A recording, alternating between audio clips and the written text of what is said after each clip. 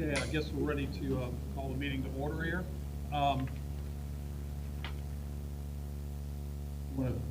For anybody that wants to testify today or present anything, make sure that you sign in there, and then we're going to have you stand and swear you in, because this is an official recording, official business and everything. So if you're going to speak, make sure that you're signed in there, and then we'll do the swearing in. Yeah, You did such a great job last time. Yes. So, So if you would, please stand if you're going to speak. And do you solemnly swear to tell the truth, the whole truth, and nothing but the truth, so help you God? okay, thank you. All right, do some old business then. We're going to go ahead and you do that, Barry. You do the minutes.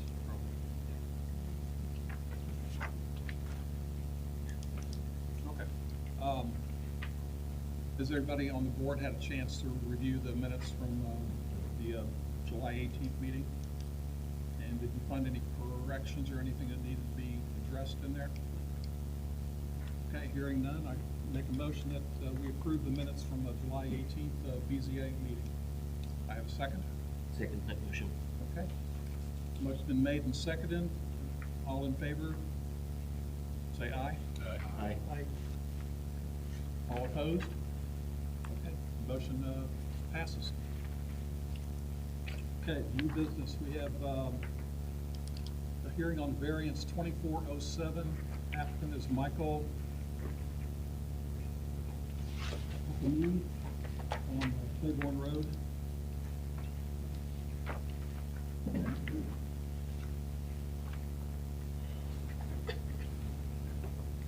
I'm the zoning inspector from Blendon Township. I have been sworn in.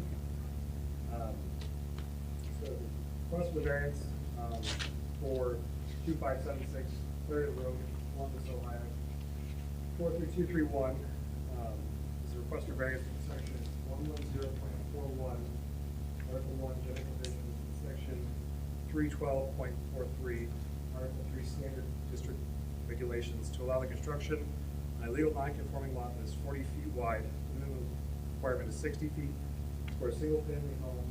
A side yard setback of 3 feet 6 inches. The minimum side yard setback for each side is 6 feet.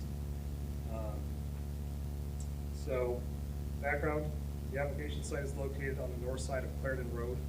The lot 307, is part of the Cleveland Heights subdivision, which was recorded in 1924, i.e. legally non-conforming.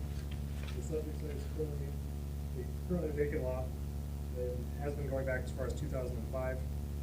The parcel was purchased in 2024, and the applicant applied to build a single-family residence on the lot. The zoning site is restricted urban residential, or R8, as well as the sites to the east, west, and south.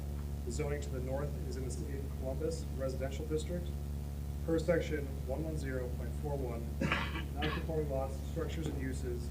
When a use is permitted on a non-conforming lot, it shall be permitted if it conforms with all other requirements of the zoning district development standards and has 60 feet of abutment along a publicly maintained right-of-way. Lot currently has 40. Thank you, Adam.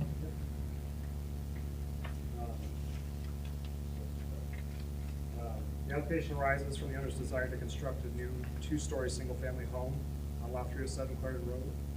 Proposed front yard and rear yard setbacks all meet code minimums, as well as the height lot coverage maximum. Pursuant to section 312 RA development standards and section 110.41 non-conforming lots, structures, and uses, the minimum required lot width is 60 feet for a non-conforming lot for section 110.41. The minimum side yard setback is 6 feet for section 312.43 side yard. The proposed residence in the 1142, as I said, on Clarendon Road, the uptown also built primary structure along.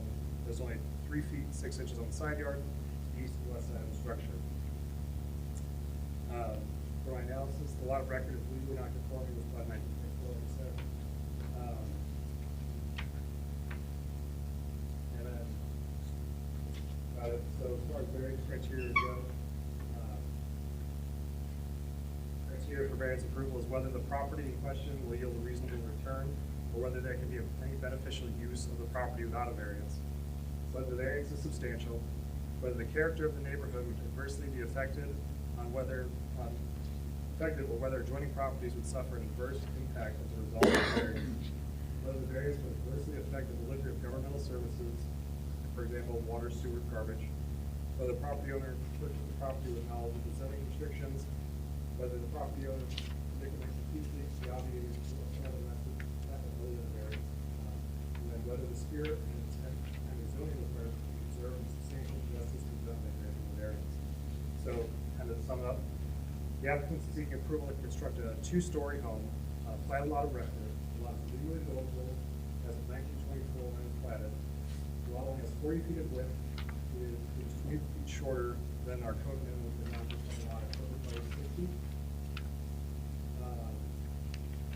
Code also requires that for side yards in our districts that you have at least 6 feet minimum. The applicant is proposing to build a structure that has 3 feet 6 inches of side yard on either side of the primary structure. And 6%. So without the variance, there's essentially nothing else to the property. Pretty clear. Anybody that wants to speak? Yes. You- Yes, the applicant, could you come up to the podium there? Are you the applicant? I'm not the applicant. Oh.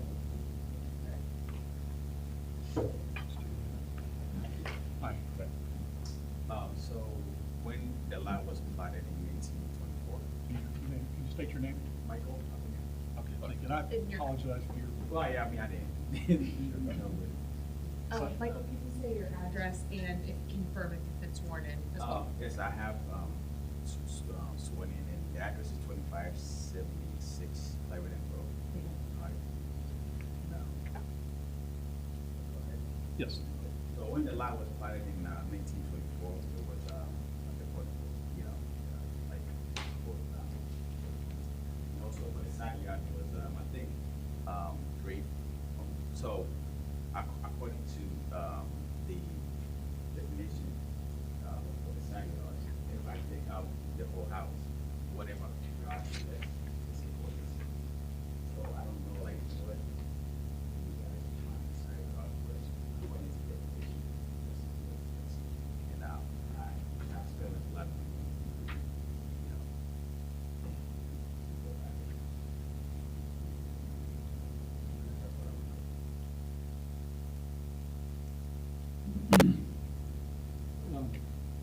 Michael, do you know, was there a house on that? It was sort of going back to 2005, but was there something previous to 2005 that you know of? Or? No, but one thing that I also noticed that most of the, I mean, not most, but I've seen some houses over there that are the side of the house are pretty close.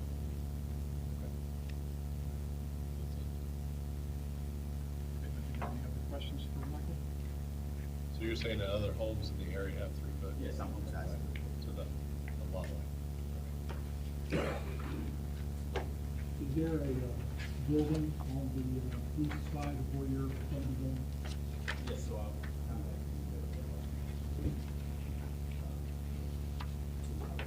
Okay.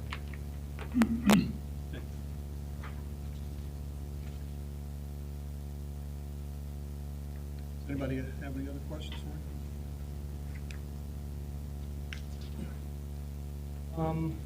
How wide is the building? the actual building, Yeah. I mean, is it 33 feet as per the map, as per the plan? yes, 33, yeah, 33.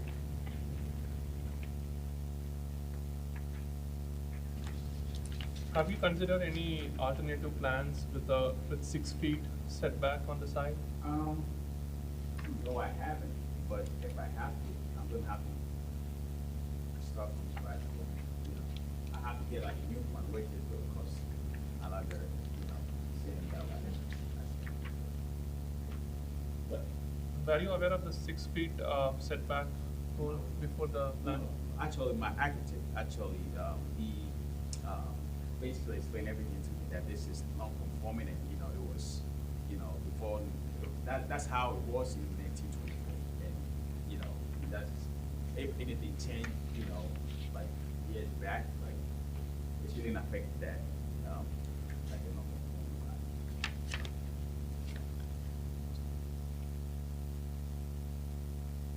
I mean, my question is more like, were you aware of the 6 feet setback rule before you made the plan? No.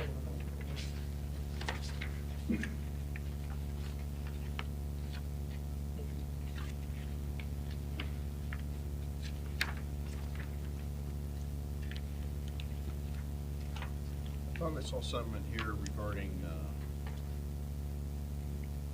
water. Is it how's water gonna be supplied there, sir? This will be a private work. A private well, okay. Septic with that, I imagine, as well? There's,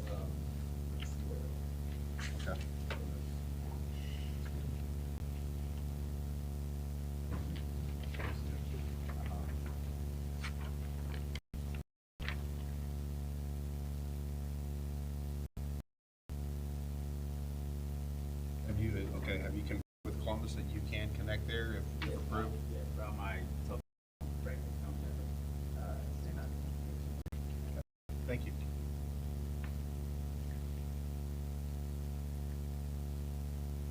Because you're gonna put in a private well, but you're saying there's, Yes, so we're gonna put a private work.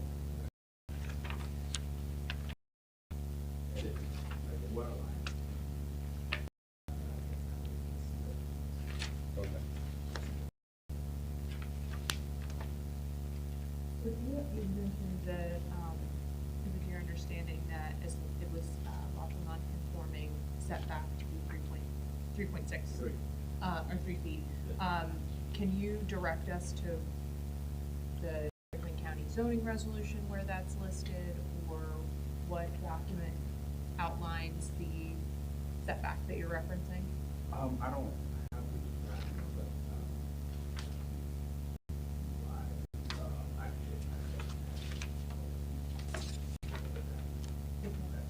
I can give them.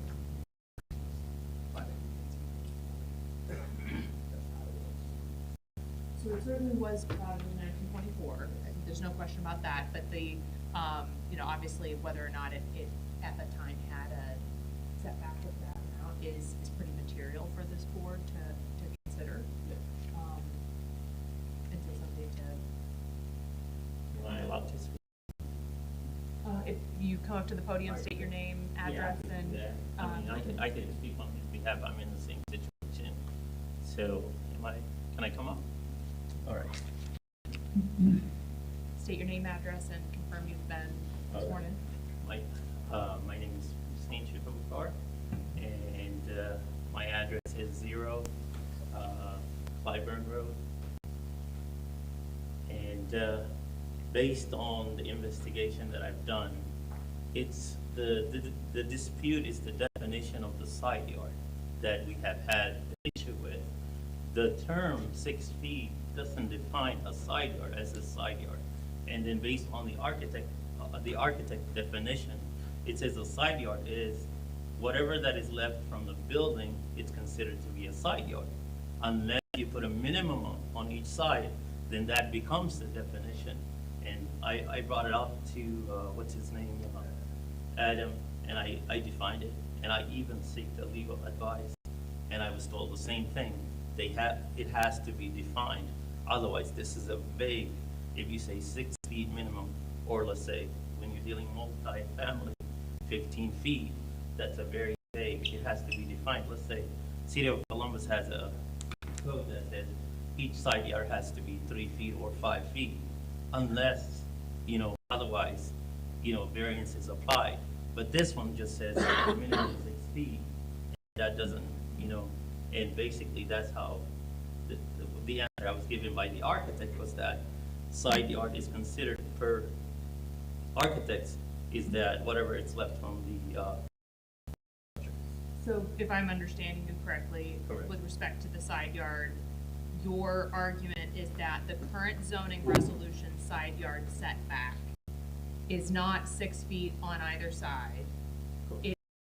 It is 6 feet total. Again, not saying that I the way agree. it's defined, it's Right, not right. really defined nothing. I agree with that interpretation. I just want to make sure that I understand and where both of you are coming from. Is that accurate, what I've just described? Correct. And then not only that, if you go around the neighborhoods, the structures that are already there, they're minimum 3 feet. That's the maximum I have seen. Like, there's a lot right now on Clyburn. The owner of the property to my left, it's actually 3 feet. Not only that, I don't know how they were allowed. They also have a firewall, so it's literally not even 3 feet at all. So it's like, you know, it's not really defined, you know, I would say correctly, but it's not defined where it's clear to everyone. You know? And then the other issue is that the lots, the non-conforming lots, and I asked Adam, can you pull the where the zoning at that time? What did they have it on the book? And I didn't receive any material. So, with lots in this community, they were platted well before Franklin County had zoning, before Blendon Township had zoning, and by virtue of the township adopting its zoning resolution, they provided for what the process is.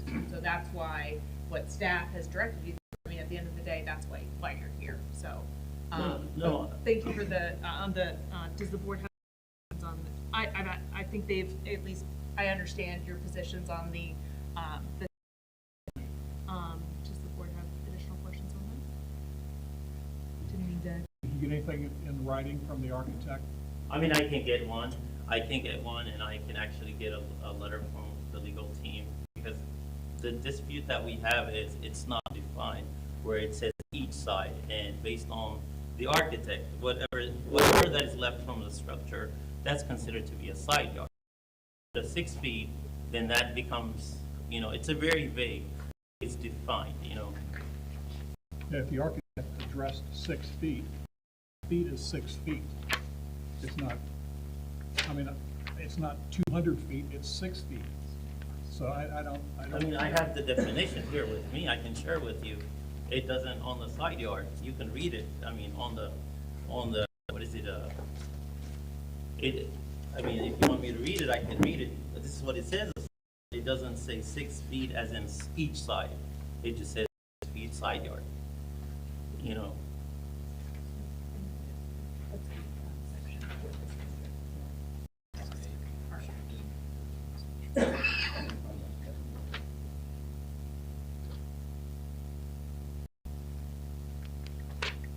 So this is what it says, yard side. It says an open, unoccupied space on the same lot with a structure between the sideline of the structure.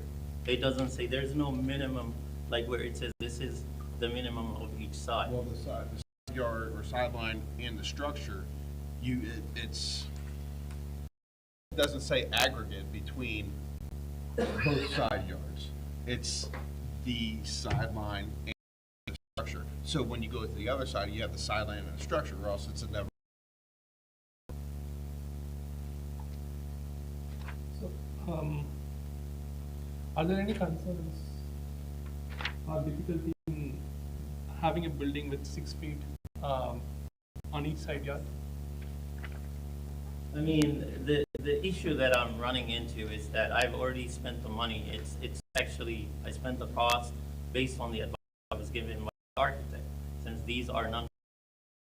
And now if I have to go back to him again and redesign and then shrink the building down, it's gonna cost me another additional cost, which is, you know, it's very, it's like putting a burden on my shoulder.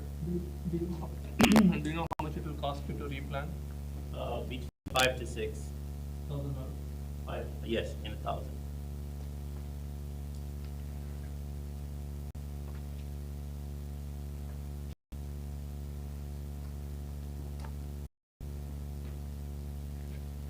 All right, is there any other questions? All right, thank you, gentlemen. Speak. And you've been sworn in, right? I've been sworn in, yes. Will you state your name and your address then, please?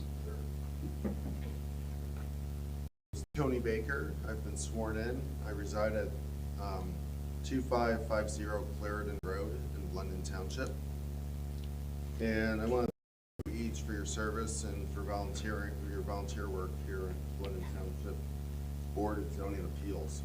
As a resident of this street, I opposed the variance request for 2576 Clarendon Road. The Zoning Appeals Board voted to oppose it as it is currently drafted. This variance request is substantial, unwarranted, and poses potential public safety danger.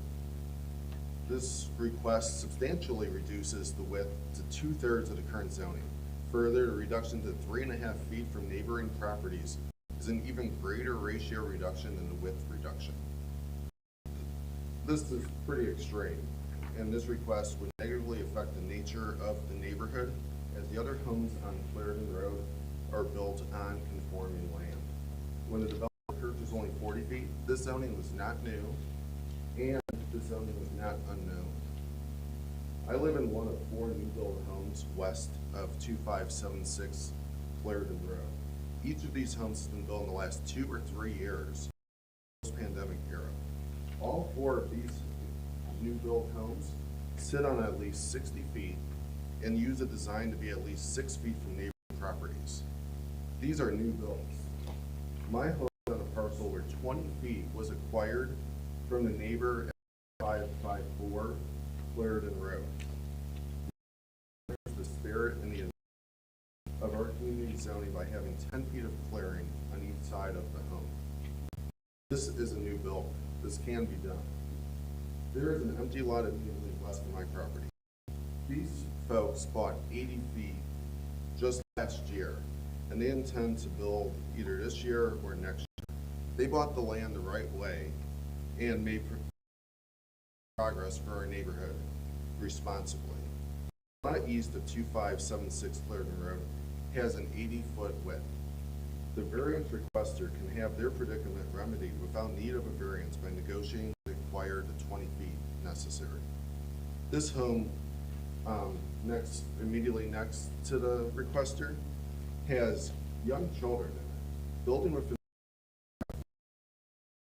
or possibly 0 based on what we just heard from their argument, that they could have 6 feet on one side of the property and 0 on the other, and that's still 6 feet. But you know, building is to the street in Blendon Township. Further, the building close to the property that you can see highlighted on there, which is not the building next to it is a shed. You know, so it's not a residence. It could be moved if the neighbors want to get together and not have you guys have to get involved. But if you're building within 5 feet of a lot line, that's a potential fire hazard. According to the fire separation distance, Matthewson in issue 319 dated November 2023 of Fine Home Building. I have a copy for each of you and for the record. They're citing the International Residence Code, and I'm nowhere near zoning, but fires can easily transfer 5 feet from a property, from a structure. You know, that's pretty substantial and may be a reason why the 6 feet is in our zoning.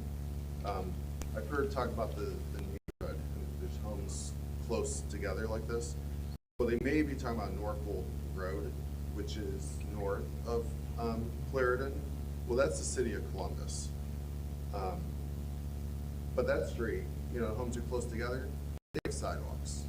You know, that street in Columbus, they have fire hydrants.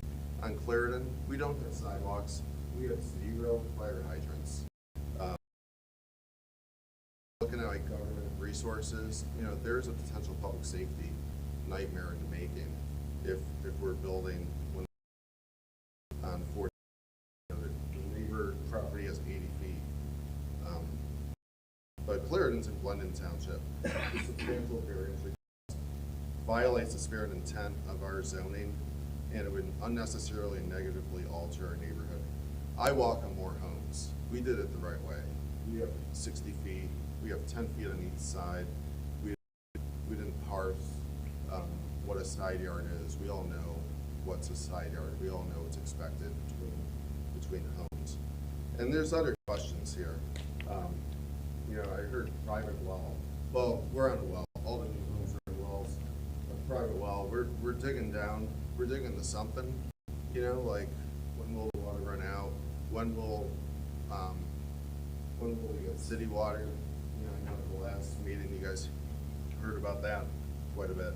My partner, Bridget Tharp, she cannot be here. She emailed a letter to Adam Sears earlier today, and I brought a copy for each of you, and I'd like to read her letter.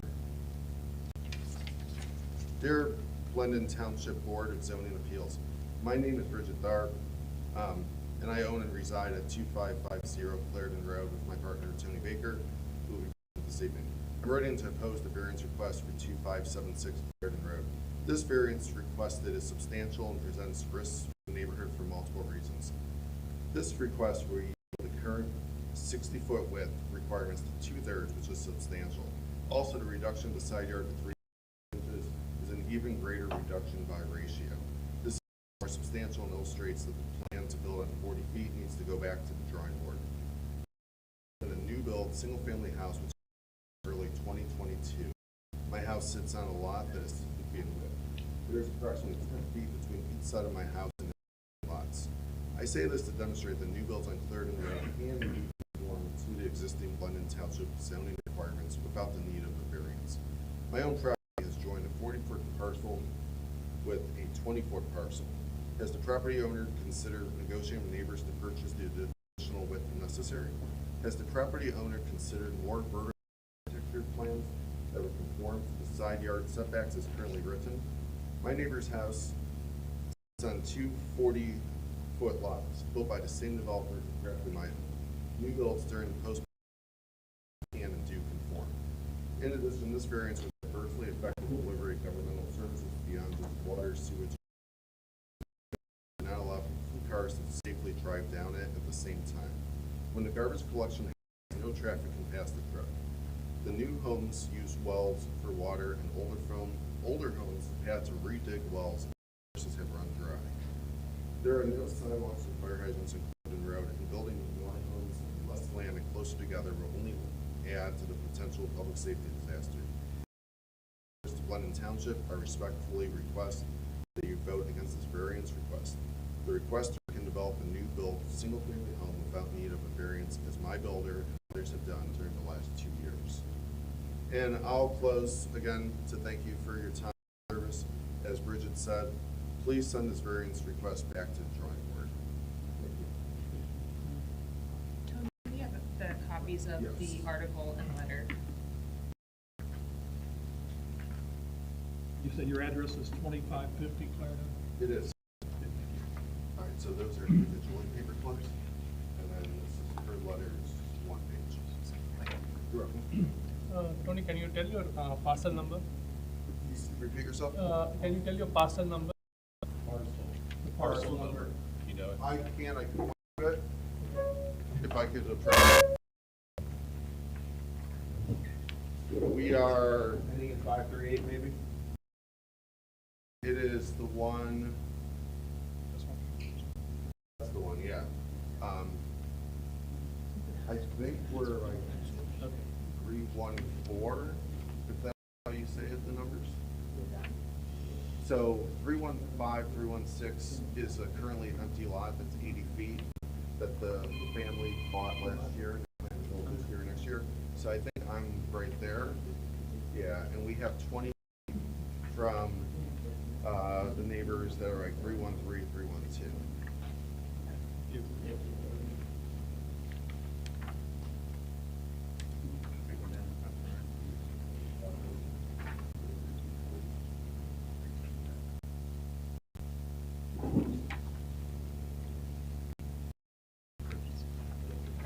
Thank you, Tony. I don't think anybody else, does anybody else have any questions for Tony at this time? Okay. Does anybody else want to speak? Yes. Have you been sworn in, sir? Yes, sir. Okay, thank you.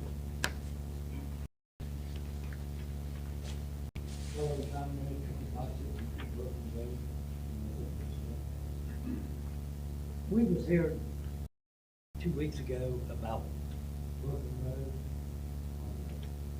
40-foot variance, and we decided that they couldn't build on just 40 foot, they had to have 60 foot. It was denied when I was there. And I can't understand why we keep coming back up here. If Blendon Township's got a rule where you've gotta have 60 foot to build, why do we keep coming back up here to turn down a 40 foot, variance? I just don't understand that. I mean, if you've got a set thing where you gotta have 60 foot to build, then why are we dealing with this 40 foot? I mean, either you have the yard or you don't, I mean. Well, some of the lots that were mentioned, and I don't know if it was the last meeting or the one before, had existing houses on there before it was incorporated into Blendon Township. So we're kind of not grandfathered in, but in a way it is. So that's why each individual applicant is need to go through this process. Does that answer your question? Hence the term of a variance, they're here trying to plead their case. Yeah, right, and I understand that, but, and, yeah, it does kind of answer my question a little bit. But I 60 foot, then that's what we stay in. It will destroy the neighborhood eventually. Would it be okay if Please.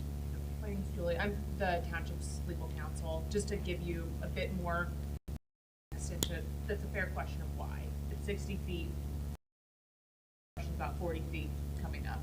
And under township is required process to deal with what's called non-conforming uses. So a situation like these, where these lots were created before Blendon Township adopted zoning, and then adopted zoning saying 60 feet, but these 40 feet lots already existed. And so there has to be a process for attempting to deal with them in some way or another. As the board mentioned, every application is individually reviewed. And so just because the board approves or denies an application for a house on a 40-foot lot doesn't mean that the next person will be approved or denied. So just to give a bit more flavor to that. So just one last thing, the thing with the well water, I do have a second well at my house, and it is on the drive. They put probably, I think they dug 3 new wells, put on a block in my house, and my second well, my first well that served the house is fine. I mean, it's not fine, and the second one's drying up. So, that's just a, You're not anticipating any water wars in the neighborhood, are you? maybe so. I hope not. I do 5 gallons, I get 20 gallons of water at about once a month. I get the 5 gallon jug. My suggestion to you and to all those present is there's a zoning board meeting next Tuesday here, and they're the ones that determine, well, just if you're interested in not having to go through the appeals, go to the zoning meeting and present your case there. Okay. Thank you.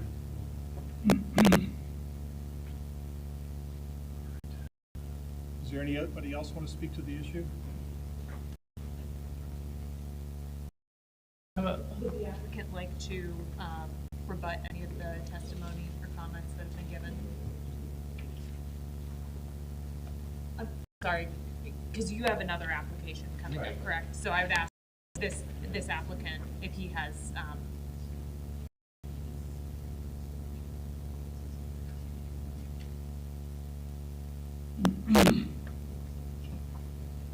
Yeah, right, so the lot is already, there's like, houses on both sides of the lot, so I can't do like pregnancy.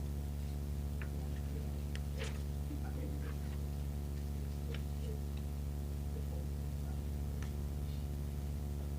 Please repeat that a little bit louder, I apologize. So there's 2 houses on both sides, and I can't really do anything with it. They're for it, so, I can't do it. Have you approached either neighbor by any chance? Yes, I have talked to, the neighbor on the right. I thought he owns another lot on the other side. That's like. You talked to me, but we didn't decided, but I didn't know about the 6 feet. About the 6 feet about what, that's what we're here for. Yeah. I didn't know about that. But I'm saying, I talked to you. Gentlemen, if, I if said you, I talked to you, not about the side yard. Please. So, if you'd like to speak, you're welcome to come up to the, again, please, gentlemen, please direct the board, direct comments to the board. Yeah, so that's, yeah, so he owns, you know, the house on the right, and I talked to him, and he was like, okay, he might sell the lot on the other side of, you know, his building, because he owns it. So, we didn't talk about, you know, what kind of building it's gonna be on the side, yards, or, you know, the yards, we didn't talk about it. have you, so there's a building on your right side, right? On your left side, there is not a building, right? That's like a shed, I thought. Is it like a, No, the shed, I think he owns it, yeah. On the right side. so when you said you talked to someone, are you talking about, So he- no, yeah. I talked to him. He owns a lot on the right side of his building, which means I can't purchase anything, you know, that he owns, because he has, like a house on it already.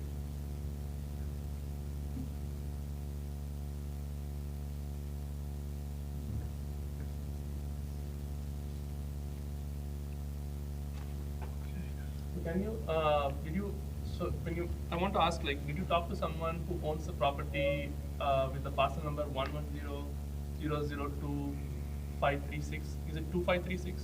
You can point which person you talked to. Which one is it? To the left, no. He owns the one on the right, and that's the only person that I talked to.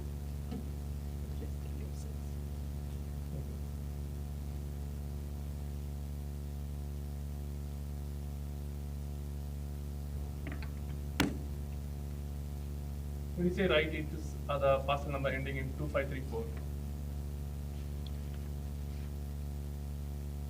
Yes. Yeah. Have to ask, I'm not too familiar with the neighborhood. What is the average home size in the neighborhood?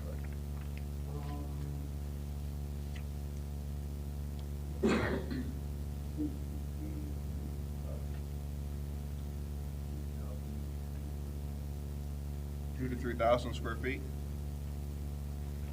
Okay.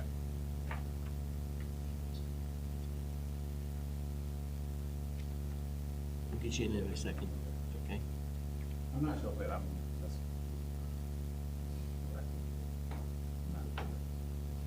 I mean, that's a substantial size house. That's huge. Mm-hmm.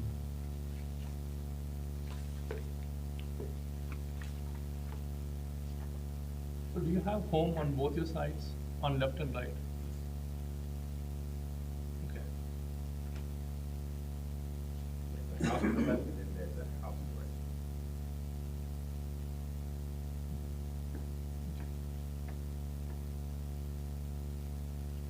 If I understand correctly, and where this part is going, is there was suggestion that he could purchase land to expand, which would be to the right or the left. And he's saying he's talked to one, but hasn't talked to the other, and doesn't feel that that's feasible. Yeah, makes sense. Correct? No, I said I talked to him. Yeah. But he is willing to sell, I mean, not willing, but he talked about maybe selling the one, like, you know, the, like, lot on his, The required size to meet the, no, not to meet mine, but it's just like a different, like, I'm just saying, like, he asked me if I talked to anyone.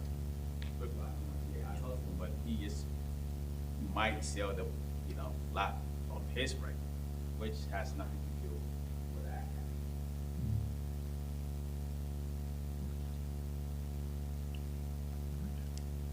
Does anybody else have any other questions, or anybody else want to speak to the issue? Oh, two hands going up. All right, who was up first? Tony, go ahead. Mr. Baker. Do I need to go to the podium? Yes, if you could. You've already been sworn in and everything, so. Yeah, I've been sworn in. You know, I think what I'm hearing here today is someone who's not familiar with the neighborhood. And, because the homes are not 2,000 to 3,000 square foot. My home is 1,200 square feet. We're a new build, we're a ranch. You know, if we had a second floor, that'd be different, I guess, but it's not. It's 1,200 square feet. And my neighbor homes, you know, are roughly the same size. Some are smaller, some of the older ones are definitely smaller.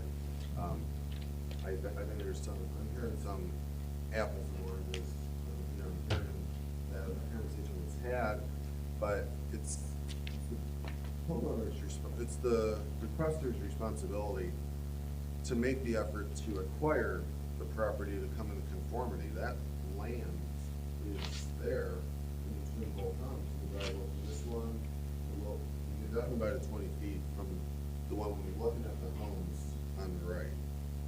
There's definitely 20 feet there. The person's on an 80-foot lot, and if they own the lot even further down, then, you know, 5-yard issue for them would not be an issue. So, you know, conversations are one thing to say like, hey, I'm done and do something.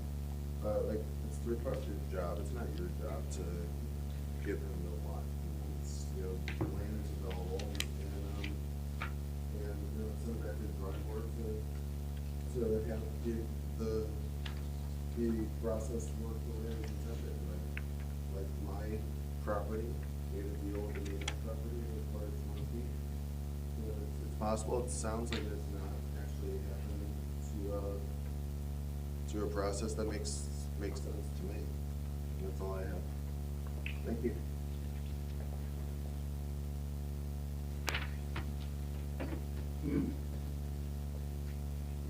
Was I understanding that there was never a house on this 40-foot lot that they're talking about? It said it was, like 2005, it's been vacant lot since 2005, and my question was there something on there previous to 2005, something between 1924 and 2005? Or has it always been just? Yeah, I thought to say, I mean, if there hasn't been nothing on there, then it should go back to the 60-foot rule, but, I mean, that's what I understood, that there wasn't a house on there previously. Thank you. Yes. I live 2580. 1 second, sir, you're gonna need to state your name and have you been sworn in? Yes. Okay. All right. I live right next to where you guys want to build a house, 2584. Where you guys are talking about, there was a 60 house, there was not. There was 2 new builds in less than 4 years, right next on your left. That was all wooden areas. How long have you been? I've been there since 2015. Yeah. So all that was wooden areas. Right next to his house, there was a house that, there was only 2 houses back then when I bought my house. Only the one next to him on his right and my house on that whole block. So every other house is brand new. In less than 5 years, they built all that. Can you tell your parcel number or point your parcel My number? parcel is the 110, is that 305? You see 305? 3356. 305 right here? Yep, that's the house, and then I have a shed right next to that lot. Okay. You own the other lot on the other side of you? I own 2 on the other side. Because I see a driveway here. Yeah, so I'll total 4 lots. Okay. So you have 303, 304, 305, and 306? Okay. So there was only 2 houses on my side since before they started building the 4 new houses there. All right? Thank you. I have a question. Yes.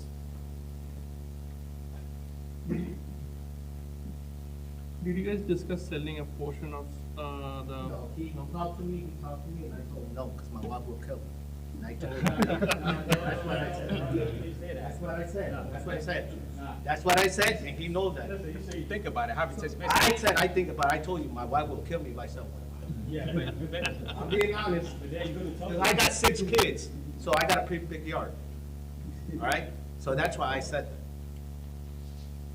All right? Thank you. Oh, I have one. Yes. Do you have a well? No, I'm a city water. Oh, city well, that's right, that's right. Okay. Thank you.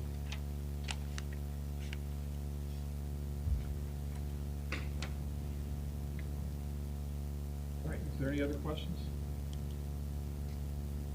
So, so,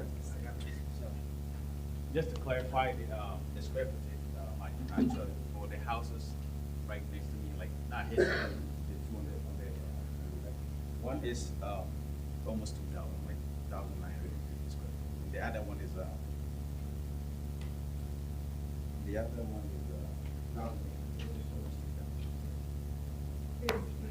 The houses on Yeah. either side, On so this which, side. on the left side, what is that So- square footage?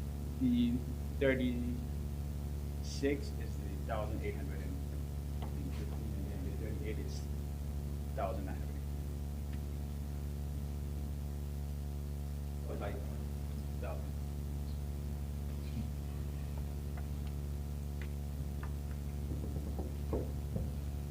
We want to, I'll make a motion to go into executive decision, or discussion, excuse me. Thank you, thank you. all right, there's a motion to do that.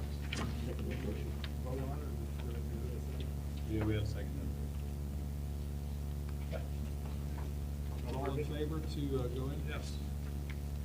Matthews? Yes. Hoffer? Aye. Yes. Yes. Yes. We're gonna go into executive session, and we're gonna fight about, I mean, not fight, we're gonna discuss what's been presented. If there's any advantages, then we did fight. Apologize in advance. We will be back, so.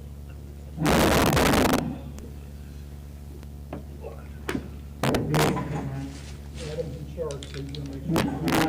Thanks, Adam.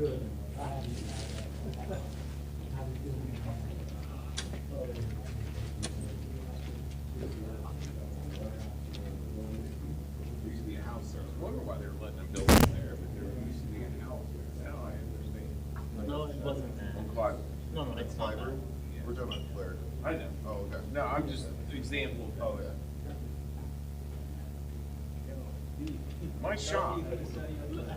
Listen, I will kill you. I have a shop. I have a shop in Brooklyn. Yeah. I told him, I said, people probably. That's what I told him. What will kill me? Yeah. I'm not gonna lie. I'm not gonna lie. They're out of the Brooklyn. They turned them in. No, you know why They're they back turned up- it down? they're back up They for were sale told now. in Blendon Township, if you have lots that are next to each other, you have to comply. There's no way around it. Why wouldn't they live Because in they the have an 80. You only trying to build on If one. you have 80, then you gotta use all 80. We're selling all three of them. But he's selling it? 45,000 for three. Oh, he's selling it? They Right want- now? They want 183 for all of them. He's selling it right now? No, it hasn't come on the market. Signed when on Friday. It went out Hey, for Michael, Friday? I'm Tony. Michael? Yeah, I know it's fucking insane. Yeah, that's fine, that's, I understand. I would love to walk in the neighborhood. Yeah, yeah. And I just wanted to make a point here that like, it is possible. We have a situation, we have places, it's a 40-foot lot. Yeah. And 20 feet for environmental reviews. And, so we're on 60 feet, and then, you know, the way your request was worded was like, side Yeah. yards.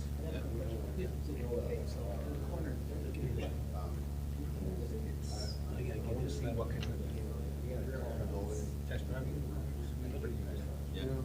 Yeah.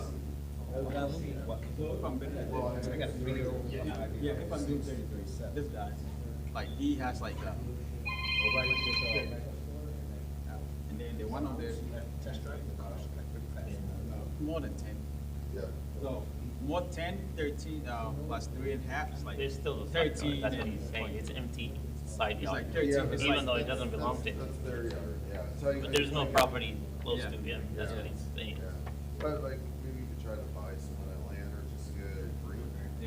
He was sell it. He just said his wife will kill it. He said he was gonna sell it. I mean, he said he might, he gonna took it away, and then they'll probably sell me that. But, I mean, besides all of this, actually, it's you know, one of the thing is, I wanted to see what the manual I'll talk to her also. the zoning resolution of 1924 or 1948 was. Yeah. They couldn't provide me, because this is actually a constitutional violation, because if something is plotted by the US Constitution, they have to grant that motion. They can't deny it.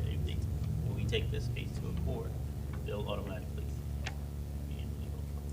Yeah. Well, I thought. So that's non-confirming law, so that's what it is. It's a big problem. That's why she was trying to define it earlier. Yeah. Because that's the biggest problem. If it was, let's say somebody changed it and brought it back, then it has to be confirming. But since this is still a non-confirming, there's a lot of, can want, basically. So, and that's what they're trying to avoid right now. Like, I don't know, do you have kids? Yeah. So we have, we're foster parents. We have, 5-year-old. Yeah, that way, any questions about prevention? Yes, so if you come to BlendonTWP.org, then under cover of phrases. Okay. It's like the new school on 161.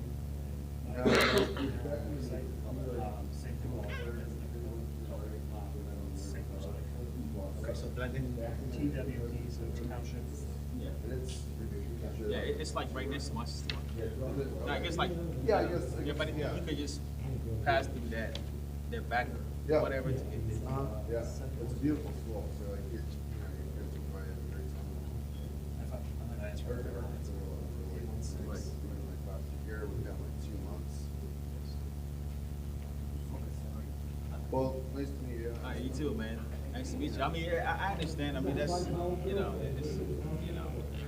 it's, that's how everybody, that's how it should be. Yeah. Yeah. Yeah. I get it. Yeah, well, I'll let you know. Right. When you build your house. Yeah, I'll bring you a pie. definitely. All right, man. Thank you.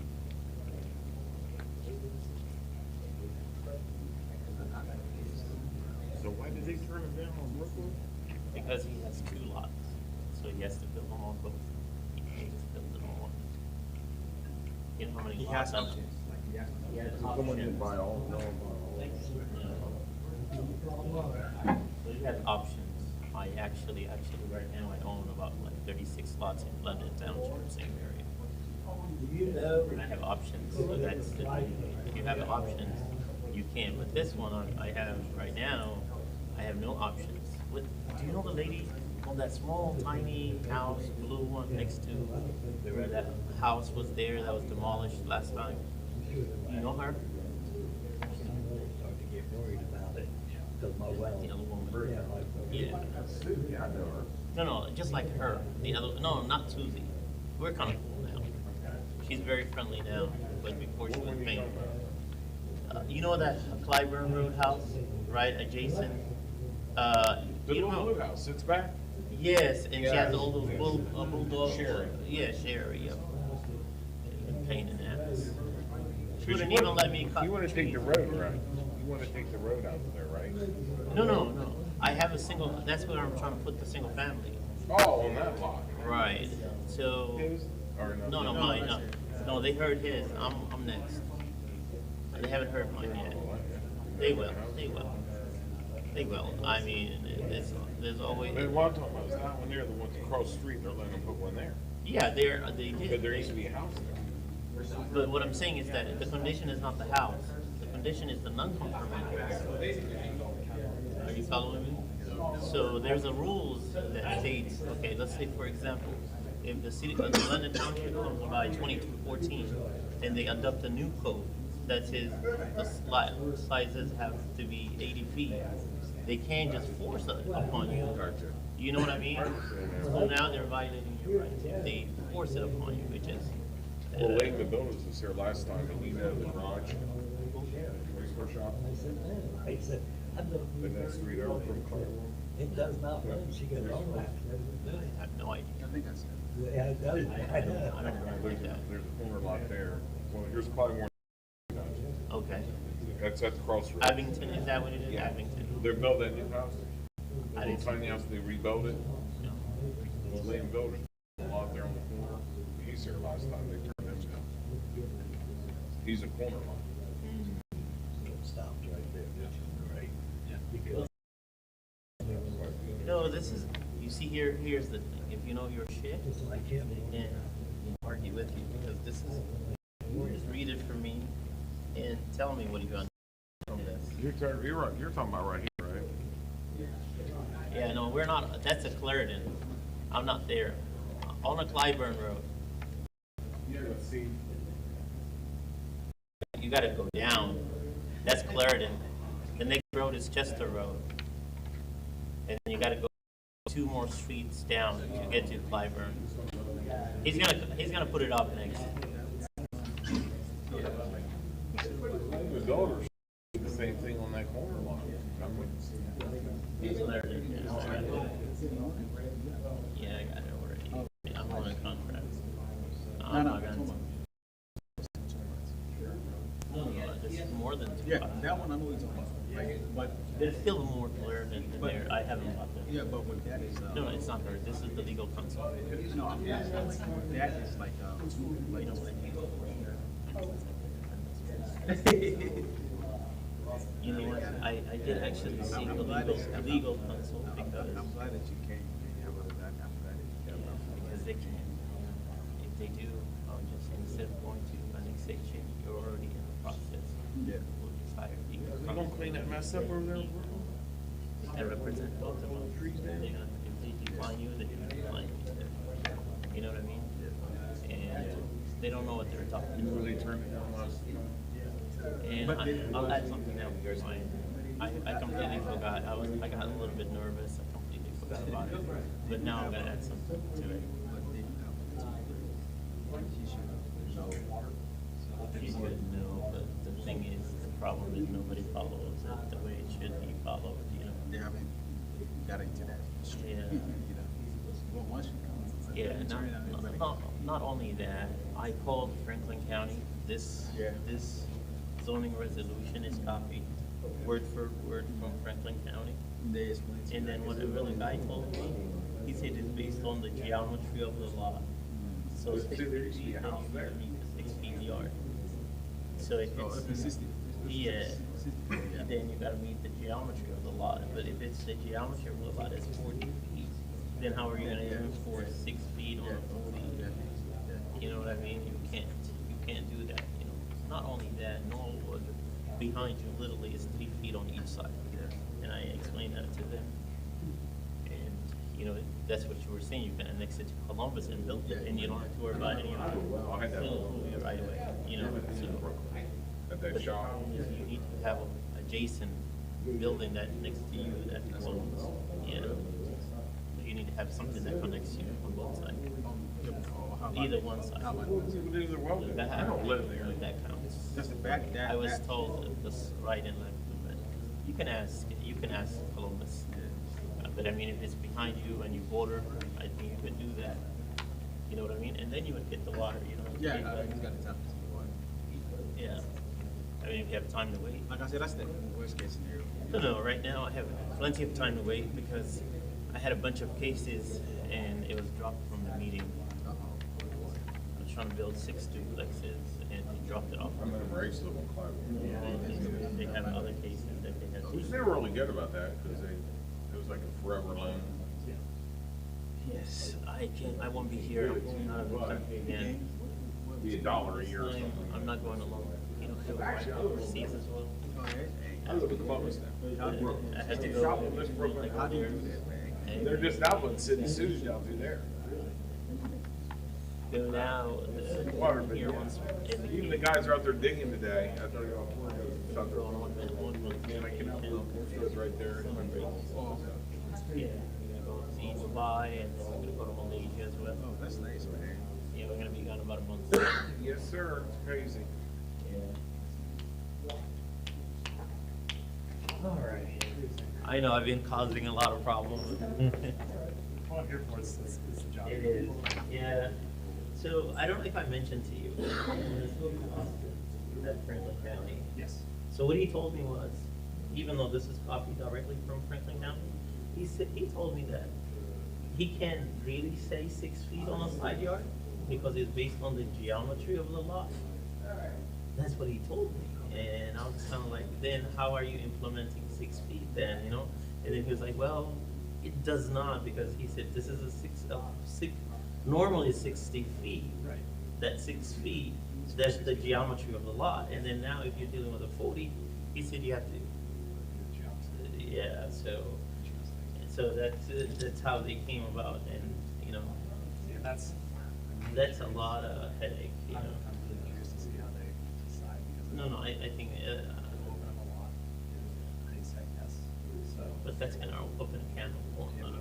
Absolutely. You see, that's the thing, and, I mean, I wasn't gonna do it on a 40 lot, it was impossible, but I just spent tons of money, and then seeking legal advice, costing additional money, and not only that, I already spent the money to remove the trees out of the lots.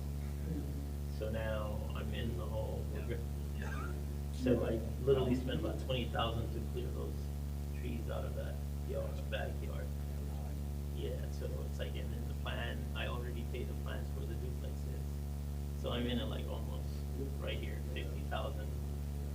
So that's Yeah, why, that's why you heard me frustrated yesterday, and I was like, I'm already in it. And I was just trying to like get it approved and hit the ground running. I had my concrete guy already scheduled, and I couldn't see anything, any reason why they would say no, but, and then now, like, I'm not on the table, which is fine. I spoke to my agent would be here on my behalf, and I'll probably come by tomorrow, I don't know if you're gonna be there. Yeah. So what I'm gonna do is, I'm only gonna do Ashbury. So you might be happy now, I have actually acquired more lots on Chester Road Okay. that are next to each other.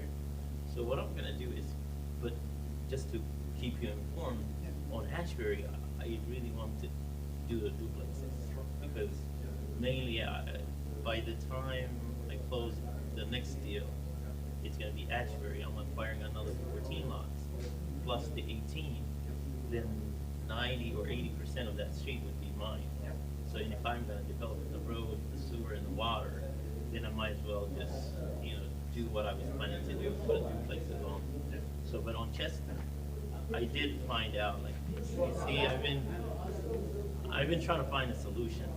My, you know, I really wanted to build a single family, but then it was just the situation, the necessity that was driving me to do whatever I was doing. And then not only that, now I have already spent X amount of money, and I already have a plan, and not use it doesn't make sense, you know, and that was the reason why. But I did find out that from a friend of mine that I don't have to go through the architect to get the land split. All I have to do is go to the landmark survey, and they'll do the work for me within a period between 2 to 4 months instead of a year where the architect was saying. Yeah. And it was costly with him, but this one, for a split, they will do it for $700. Yeah, So now, that just gives me a relief, because when I went to him last time, he was saying like thousands of dollars, which didn't make sense, you know, So they say it's $1,000. for him to do the work. Oh, for the surveyor? No, for the architect, Oh, okay. the guy that I deal with, the guy who did my plans. Okay, So he's pretty busy, Okay. and I think he charges like $100 per hour. And then he was telling me it was gonna cost me a lot of money, and it was gonna take time, and the land survey only costs what? Yeah, that's what I was actually going to speak about, so yeah. The land survey, all you have to do is you just have to get a land survey, say, hey, these are my proposed lots. I just bring that survey, and they give you a zoning verification that are saying these lots conform to the zoning resolution. And then you go take that to Franklin County. Oh, that's all you gotta do? So once they bring the survey, And once you bring the survey to me, I that day split and all that, and then you, the pro split, you say, you know, this lot to get. Gotta make sure it combines with the area. are they gonna provide me that, or I have to bring you that? So you'd have to bring me that survey, and I would just review it to confirm. Oh, yeah. Yeah.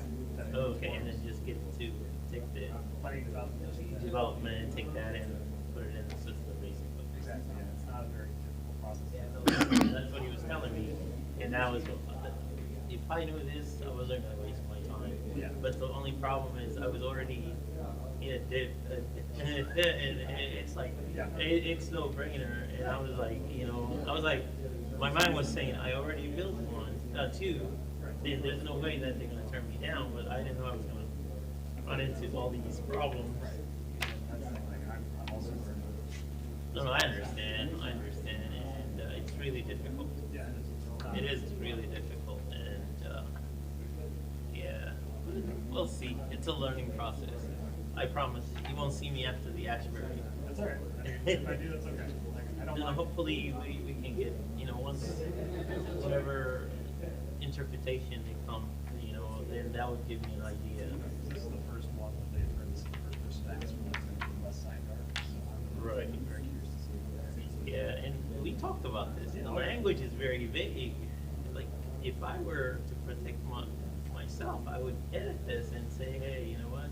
Let's revise it and put like minimums each side, not like minimum side yard, because the definition of a side yard is whatever the structure, whatever lots that the remaining lots are considered to be a side yard. And whatever the architect was saying, you could take the building on one side and not have a side yard and have all 6 feet on one side is still a side yard. And I told you that, I think I gave you that example he gave me. He said, what if you have a step on the side? Yeah. We kind of talked about the thing, except is I guess, the way I read that was, if you have steps, that's what.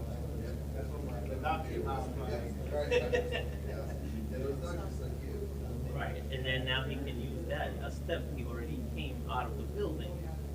It doesn't count against him, and then he can use that 6 feet on the other side. That's what he just said. Yeah, so if you had, So if then you had now, 6 feet, but then you had steps out past that 6 feet. but you're not following. What I'm saying is that, what he was pointing is that he will get a 3 steps to add it into the side yard, where it doesn't count against the side yard minimum. Then you could use that to put it on the other side, which doesn't make sense. Yeah, because, yeah, that's my thought, is like you said, at the same time, you could do.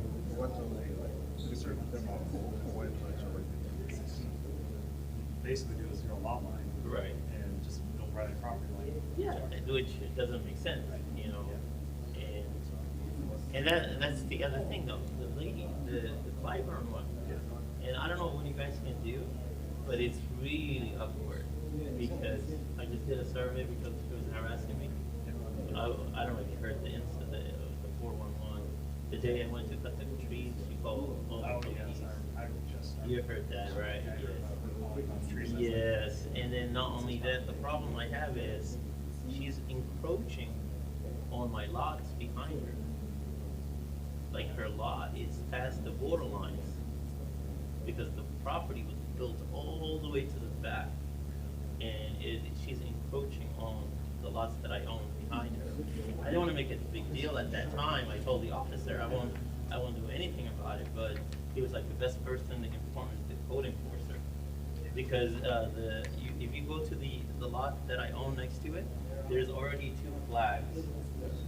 So you can see it comes in like maybe 4 or 3 feet, and that's where the property lots are, but her fence extends like 3 feet into my lot. And I think they need to do a survey when they build those fences, and that's the reason why. Who's that last time I to something? Some guy goes, hey, oh, no, wait, because oh, my house also, because I don't see the habit text message, yeah, I would say. We'll see. Yeah, I'm going to make us say, we don't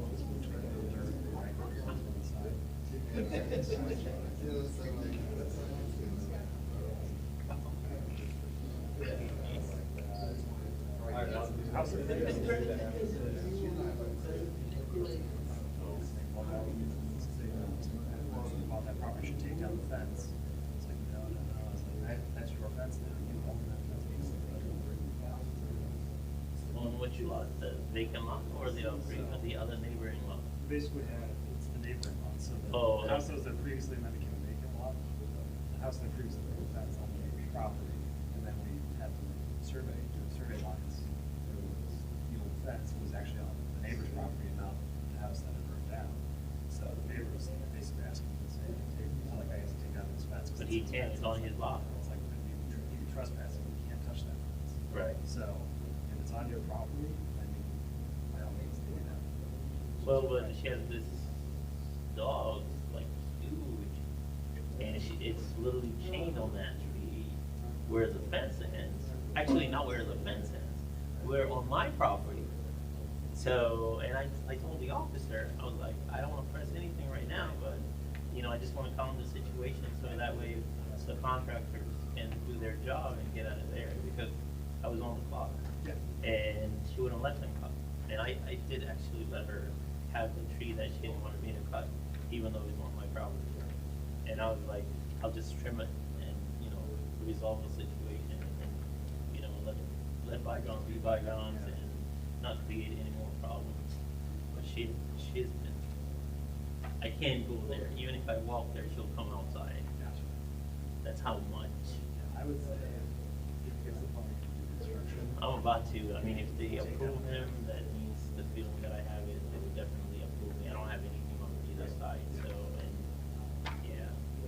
So, yeah. I would say- And then the other thing is, the lots that I'm coming across, they're all like 3 feet side yard. So what I'm assuming is back in the day, it was like 3 feet minimum, you know, that they allowed basically, you know. That's something that considers like the history of the area. Right, and then you're not changing anything because it's blending in, because you're not like creating something out of the ordinary or. It's not just like. Yeah, it's not, left field. yeah, it's gonna blend in because everybody has a 3 feet side yard. Yeah, but based on the 3, I just added a little bit cushion. I made it a 4, you know, so that way I, you know. Yeah, so. Well, I think I'm sorry. Get to that, the better off for it. Just. Yeah. I know it took this long. That's I was what- planning to go somewhere else. Yeah, that's like. This was the first one. How many more to you? Or? That's it. Okay. Really? Hopefully this will be quick. Yeah.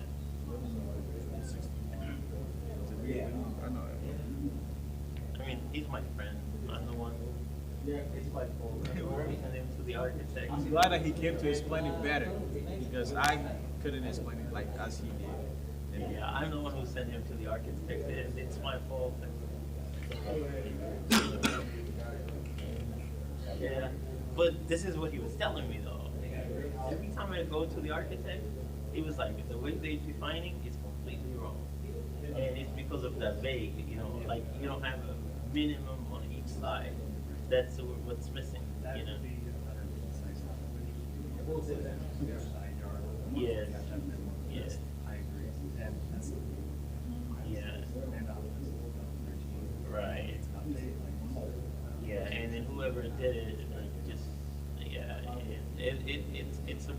it's a problematic, but going forward, that's what I was gonna do. I own about another 19, I told you last time, like I'm acquiring another 15, but right now, like we couldn't clear 2 of the lots, so I'm gonna acquire 13 of them.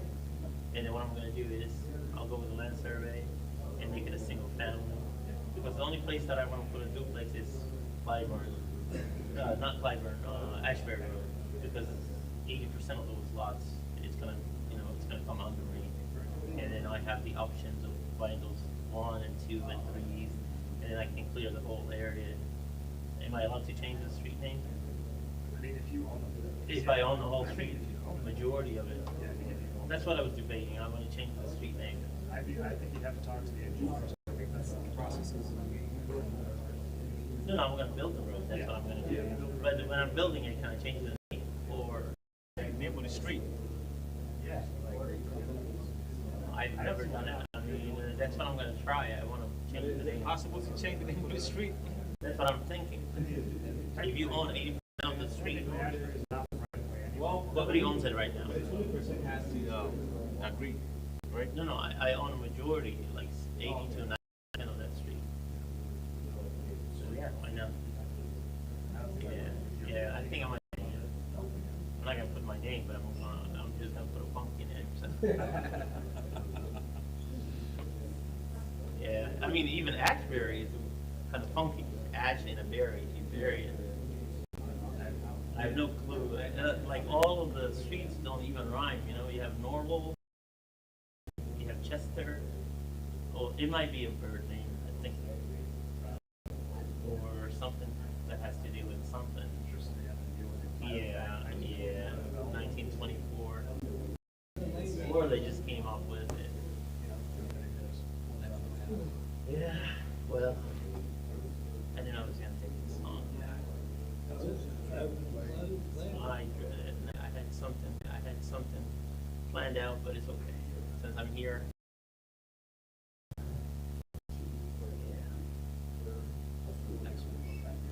No, I have nothing to say. I'm just gonna add whatever Austin told me from Franklin County. It's based on the lot geometry. Then whatever the 60 and now the geometry will change 40, and then that's why I revised it to a 4, because now you take the geometry of 60, 10% of that it's 6, and geometry of it's a 4 and 4. Yeah, I mean, I'll see if that argument. That's kind of like, it's not the way I that's kind of the housing shortage, lots of rooms together. In his case though, like, so here, they can't build anything, they have like almost 20 feet, another 20 feet, about 5 or 6 feet. Well, the one that About 10 feet right there. So this is 20, that's 10. So clear abundance on the right side. No, this is like 30. This, No, they're 40 feet lots. No, his is 10 feet, about 10 feet. You're saying, I can guess it. no. No, his, right? yeah, that's a 40 feet lot. No, this right? Yeah, it's a 40 feet lot. So it has about 10 feet side yard, and then the other one has about 20 feet side yard. So it's like But his house, he's far away from the it's like water line. it's So like a shed. like he's literally 40 feet away from the next house. So yeah. So then that's the problem Then with about- neighbors, think like about head 30. and all that. So, About 10 over here. no, that's about 20. No, like on this side. It's about 20 feet. Then. No, this house, It's a 40 feet. it's over here. That's a 40, and the other one is 40 feet long. Right, but what I'm saying is like, this like 10. Oh, you have another 10 there. No, it's, oh, it's a 10? Oh, okay, 10 feet side yard already. They put it right in the middle. Oh, right in the middle, okay. House right here. Yeah, so they have a 10 feet side yard on a 80 feet yard. Sorry. No, it's a 20, buddy. The house is not 62. Oh, 20, sorry, 20, sorry. They have a 20 feet side yard. So that's plenty of open land, you know. And the neighbor, the lot that I have on Clyburn, it's similar to the right side. They have a shed on the right side.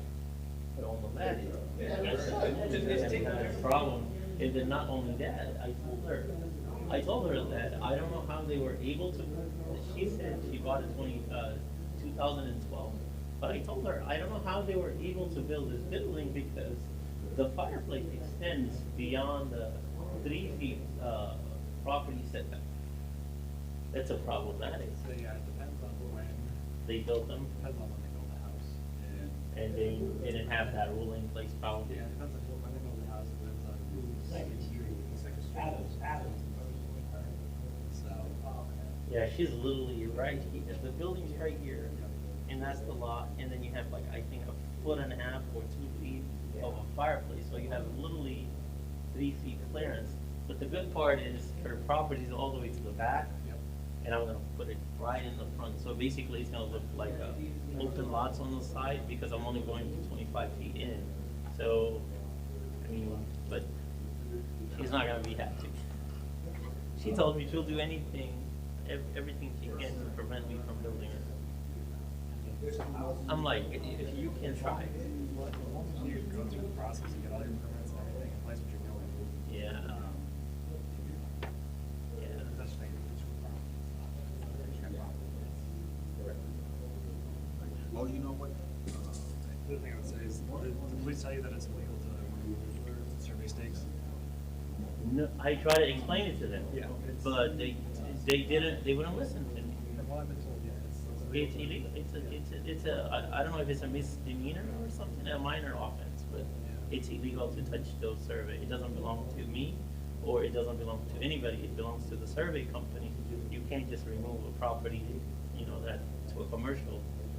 Then now if I say my flag is not there, they have to come back and put it up again, which beats the purpose of having a survey, because now if the flag is not there, then where did it go, And what I usually tell people in this area is, best thing to do is the trespassing signs, and then we would sort of like a trail camera. No, I did take a picture of it when the guy flagged it. I caught up with him. He called me. He said, "I'm headed to your lot," and I just told him, "Hey, the reason why I'm doing this survey is because I've been having a lot of problems."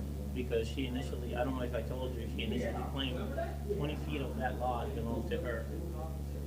And I was like, where did that come from? I'm like, nobody can sell you a 20 feet lot. That's illegal. And what am I going to do with a 20 feet lot? And then, when I go to Franklin County, I see it's a 40 feet lot. Where are you getting that 20 feet? And then she changed her mind. And she was like, the last excuse she gave the officer was that my gas line is running here. But guess what? The gas line is not on the borderline. It's on my property. So that's another issue as well. But I'm not going to have a problem. I don't want to create a problem, It's literally on my property when the surveyor did. It's like about 5-6 inches, which is not a big deal. Yeah. They did a guess estimate, and that's totally fine. But her excuse was my gas line was where she was aiming the gas line, but the gas line is on my property. Yeah, I mean, Just be an ass and, make an issue out of it, get that gas line out of it and put it on the border. But, yeah, and I can see why they did that. There's a big street and there's a road right in the middle. Sure. And that's the reason why. But they would figure somewhere something. They could just, with a machine, they could penetrate through the roots and all that. They could do whatever, But it just beats the purpose. I'm not gonna create a problem for anybody. It doesn't benefit me. It doesn't benefit me. It doesn't benefit my energy. I have so much on my plate already. I just, I don't want to create a problem and have to deal with it. Yeah. And the funny part is, as soon as I acquired those lots there, she sent an agent literally to my home. That's why I changed my mailing address. It used to be my residential address as my mailing address. She sent an agent literally knocking on my door, wanting to sell me her house. But guess what? She was trying to ask for like $200,000, but the property is not even worth $100,000. And I told her I'm not interested. Leave me alone. I told the agent.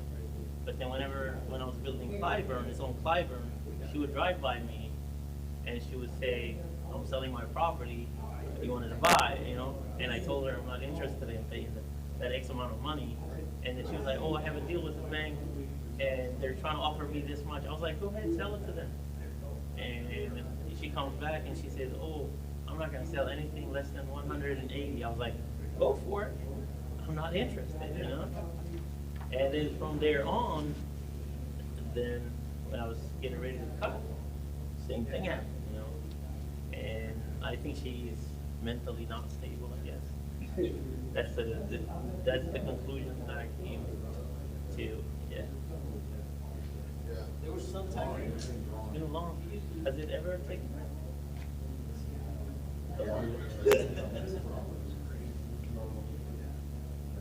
They're new board. Oh, they're literally new. This is But she's not new, right? No. She's the legal counsel. Julie, she has her law firm. She's still hired as a quite a few of them. They also have clients. She's never steered me wrong. Right. But yeah, that language is very vague. I mean, it's like you can ask anybody, they'll just tell you. I mean, if it said each, then yeah. But if you don't have an each, then it's up for interpretation. I didn't call them. You gave me their number, but I never did because I was satisfied with the answer that I was giving by the law firm that, you know, I went to. And he said, I've never heard of a side yard being when you define it as minimum and not having a definition of saying each side, meaning this is the minimum on each side. He said, you either set it up as each side or you give it a minimum of side yard, which is the overall side yard instead of, you know, and that's the problematic part, you know. Yeah, there's just certain things. Yeah, so, and that's what he told me. He was like, he said if we go to the court right away, it's gonna take a longer process. So he said, go ahead, let them hear it, we'll appeal it.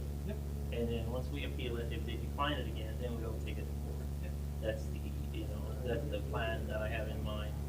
Because he said that it's a civil violation, it's not something you can just enforce because you don't have the, I told him too, I asked you to, if you could come up with the zoning of 1924, you said there's none. Franklin County, there's none.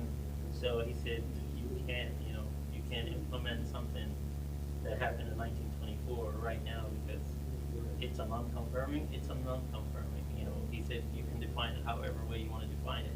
It's a non-confirming, you know. He said today's standard does not mean when the lots were subplotted, you know, and that's the problem that you have even without the side yard argument or anything. Because he said today's standard does not apply to 1924. That's the issue, he said, regardless of anything. And he said, I wouldn't recommend us to go to court right away, he said. Let's just follow the process and see what happens and state your case. Then thereon we'll take it from there. Yeah, obviously, that's central. Yeah, because he said that 1924 had a different zoning and all that. All they do is zoning. I don't know if you heard of them, Smith and something. Smith and Allen? No. I'm trying to remember their name. Smith and something. They're off of downtown Front Street. So, and he's a very old gentleman. I would estimate around like 1980s,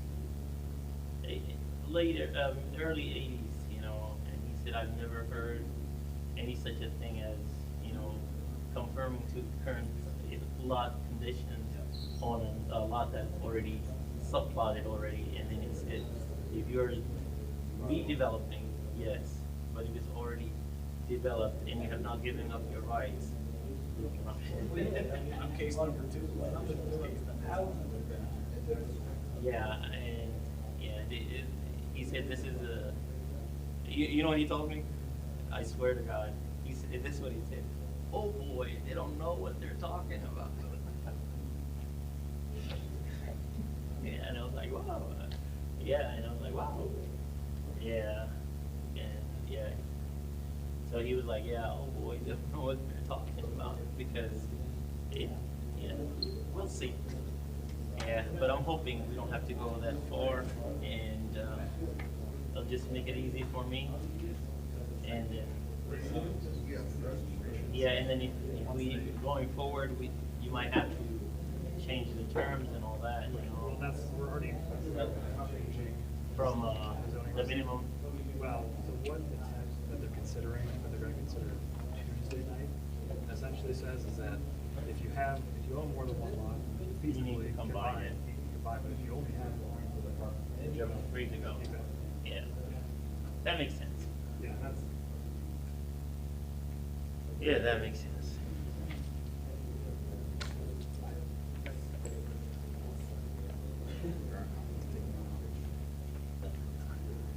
It is. It's good.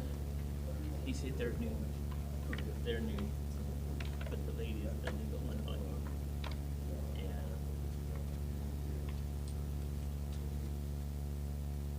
Yeah. And we can. No. The matter is a legal issue. It's a matter. It's not about approving it or declining it. And you don't want to create a problem. There's already a problem. You don't want to extend that problem. You try to minimize as much as you can. So the issue is, if you can take the legal route, it's going to waste their money unnecessarily. So you don't need somebody to define the terms for you. Whatever it says on here, it says it. Yeah, not only that, whatever it's saying here, it's already here. You know what I mean? The issue is not where we're getting it, it's what's on the book. It's what's on the code. So the problem, this is what the legal team or the legal advisor is saying, look what it says. Side yard for one family dwelling shall be a minimum of 6 feet. So it's not specifying if it's a minimum on each side. So, and then now the definition. Yeah, because I think they specify. Yes, they do. Minimum of 3 feet side yard. No, when they ask you each side, they don't say minimum side yard. You know what I mean? And then they give you a category, they say R1, R2, R3. Yeah. So then they give you categories, and then if you fit a category, then there's no exceptions. There's, you know, and then if you want it, then the same process, you gotta go through variance. So here, he was trying to argue with me. It says an open unoccupied space on the same lot with the structure between the sideline of the structure.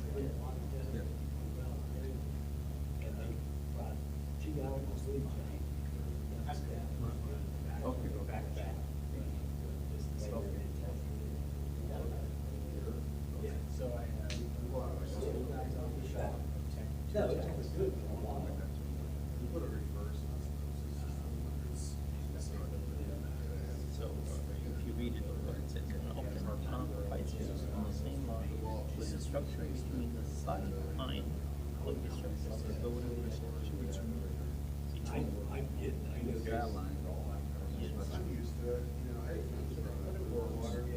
You follow me?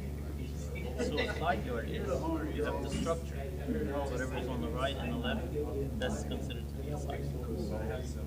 So the way Mr. Beza explained it, he said I can take my building and put it 2 feet here and 4 feet As here. long as I meet the fire rating. The minimum 6 feet. But then there's a problem with the fire rating. That's what he is saying. But I mean, there's a confusing part.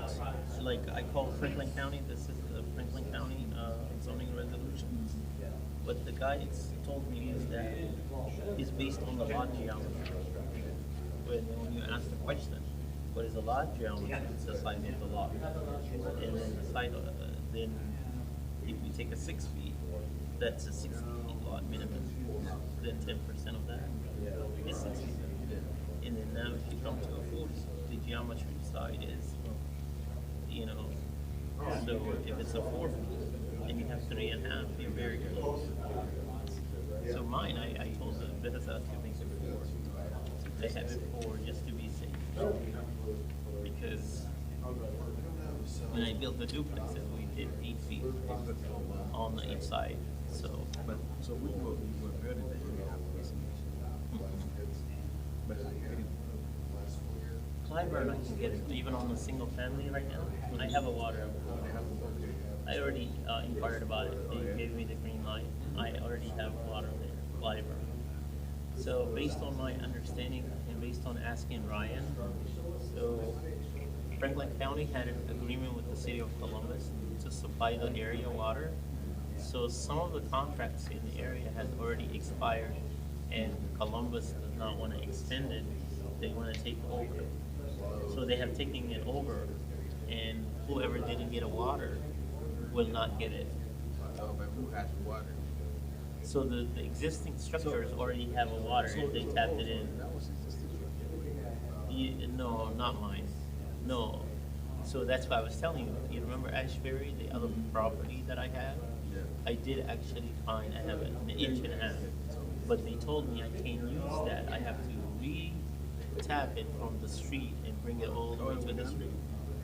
Yeah, because they said, but they don't know where that line is leading to. So this was tapped in 1950, and they told me if I need to remove those pipes, I have to reach out to a contractor and have him remove them. You know. Because I know this guy.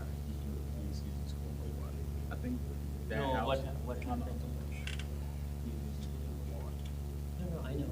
But what I'm saying is that they did have a contract with Franklin County. So this is the problem. Columbus and Blendon don't deal. So you have a middleman, which is Franklin County, which is ahead of both of them. So now they had a contract in place where they told the city of Columbus, hey, we want X amount of water, and we have a master meter, and we want you to build them on our behalf. Okay. So now they don't have one in place. So in order for you to get water, Franklin County has to go up about and get a master meter with City of Columbus. But we're not talking about like in the thousands. Yes. We're talking about in the millions. And then the guy straight up told me they don't have that kind of budget in place. So which means you gotta do it. Yeah, so, but he said the City of Columbus is in the works of expanding those water lines. And most of these lines are like 2 inches, 1 inches. So he said they're working on it, expanding it and putting 6 feet lines, which is enough now where you could put a fire hydrant and all that. So they'll come about and put a fire hydrant maybe in the next 10 years. Yeah, it's not right now. So, but he said it's in the works. Columbus is planning to expand. They just did Kilburn. I don't know if you know that. Kilburn going this way. On the same side of us, they did. They put a 6 feet on that street. Previously, I think it was only like 2 inches long. Now they put a 6 Oh, they put a inch. 6 now? Now they made it 6 inches. So now you could put a fire hydrant and all that. In order to put a fire hydrant, you need a minimum of 4 inches. Minimum. So that it doesn't have enough pressure. Like if you, 2 will not do it. There isn't enough pressure. So yeah. So yeah, it's. And then the other thing is, one of the argument you miss. I could like here. Let me make you understand. You already meet all the required things. So the coverage. So this is what it's called. It doesn't matter how big of a home it is, as long as you meet the condition, which is the coverage. No, the coverage of the how much you can cover is 35% of the lot size. You follow me? 35% of it. And if you go up, it doesn't count against you. Are you following me? Yeah. So if you put a ranch, you cannot have a 2,000. It's impossible. Right. Because if you take a 5,000 feet lot and multiply that by 35%, it's about 14, 16, I think. Let me see here. Yeah. So here, 5,000. Normal lots are like 5,300 times 0.35. Yeah, the maximum you can put is 8,000. What is it? For a ranch? 1,855. For a ranch? Yeah, the max. Because like, okay. Yeah, that's the max you can do. You can do more than that. But then you still have to meet the rules of the backyard and all that. So you could hardly do anything with that. You know what I mean? So, but 2,000 on that lot is out of the picture if you do. Oh, I don't, because I think he already Explain. yeah, It says it on here. Yeah, I think he already. I have checked this it. drawing here. It And says it on here. he pointed out, oh, this is good. Yeah, right here, you see the one we have 1405, it's only 26% of the 35. We're not using the development. So it's allowed up to 1830. But we're only using 1405 out of that. So it helps you have the percentage. You know what I mean? So, yep. Hmm? No, that's what I'm gonna do.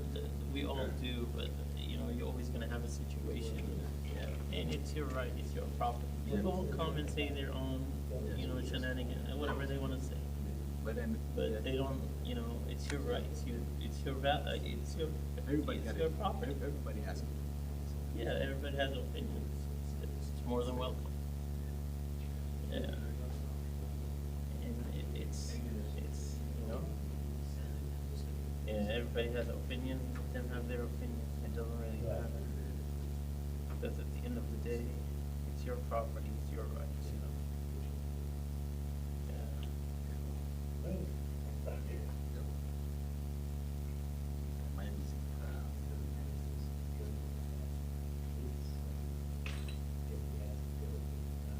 the inspection, no, it's all about the health, but no, me come on, once it's all on, but on the sell. No, I don't know, we sell.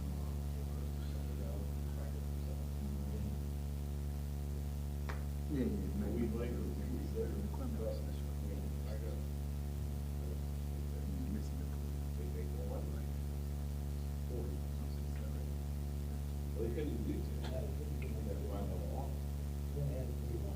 It's either at the house or it's at work. Are they taking a lunch break?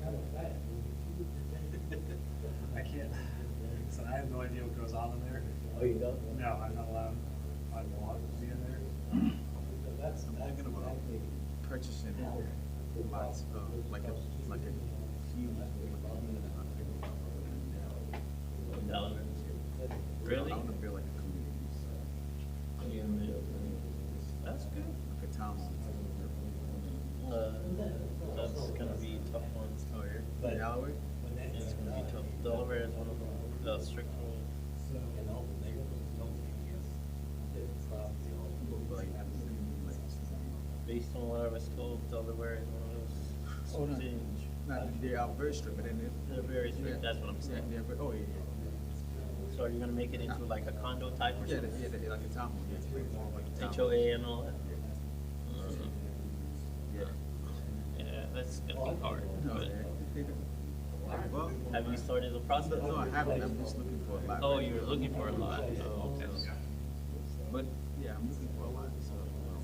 Why go through all of that just to, what's your intention, what is your ultimate goal? Just, Like, well, you don't wanna make money.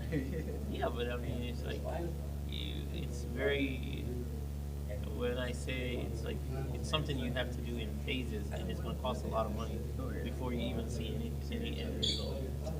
We're not talking about like 10 or 20, we're talking about like X amount of money before you even get a result. Yeah, and then not only that, they make it harder. Stormwater, you know, like, have you seen those, what is it called? Have you seen those apartments that has a pond? Yeah. It's not a pond. Oh, It's a really? way to Nah, I save know, money. like, oh, yeah. It's a way to save money. How was you say? All the rain and water comes there. Oh, What do they call for that?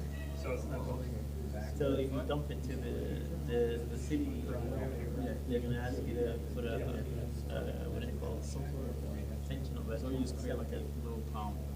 Like, yeah. So we're not talking about like those single, septic. We're talking about like those large commercial ones. So before you dump it into their, lines, you have to store it, and that's how they're doing it. Oh, I didn't know.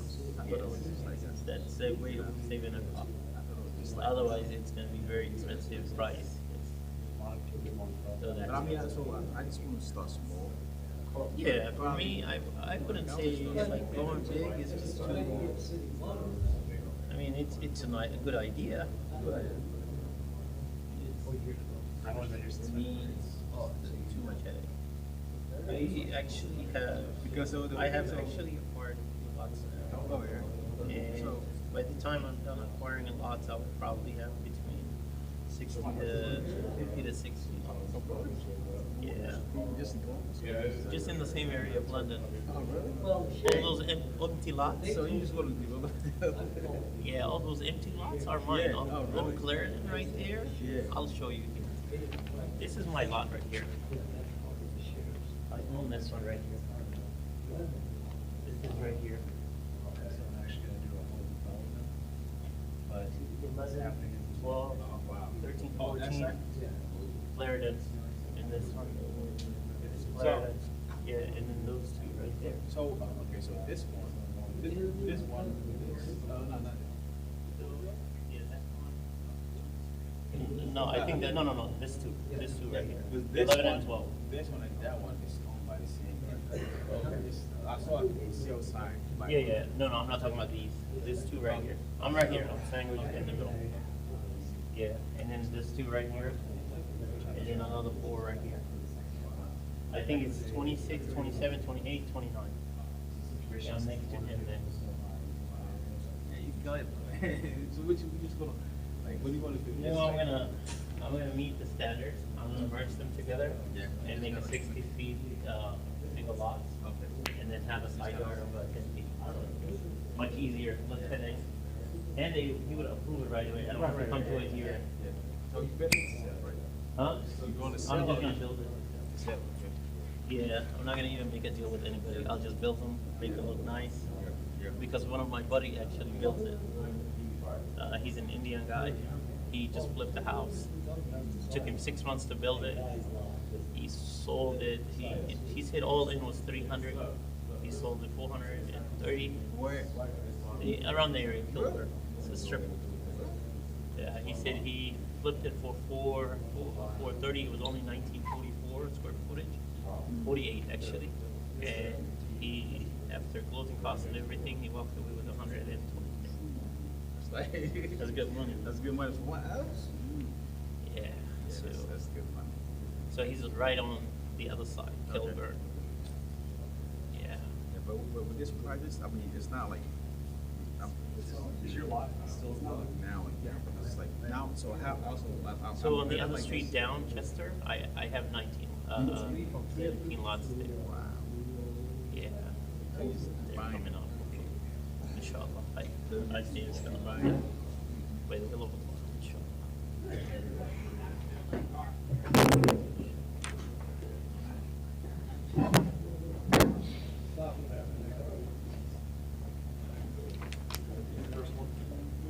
Is up at 4 o'clock this morning, working.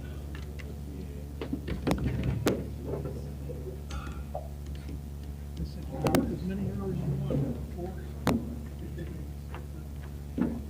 Wow.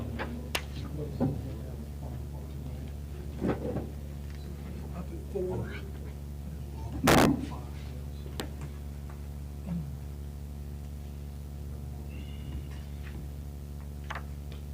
All right, we are back from executive session and Thank everybody for your patience. your patience. Yes. In deliberations, Yes.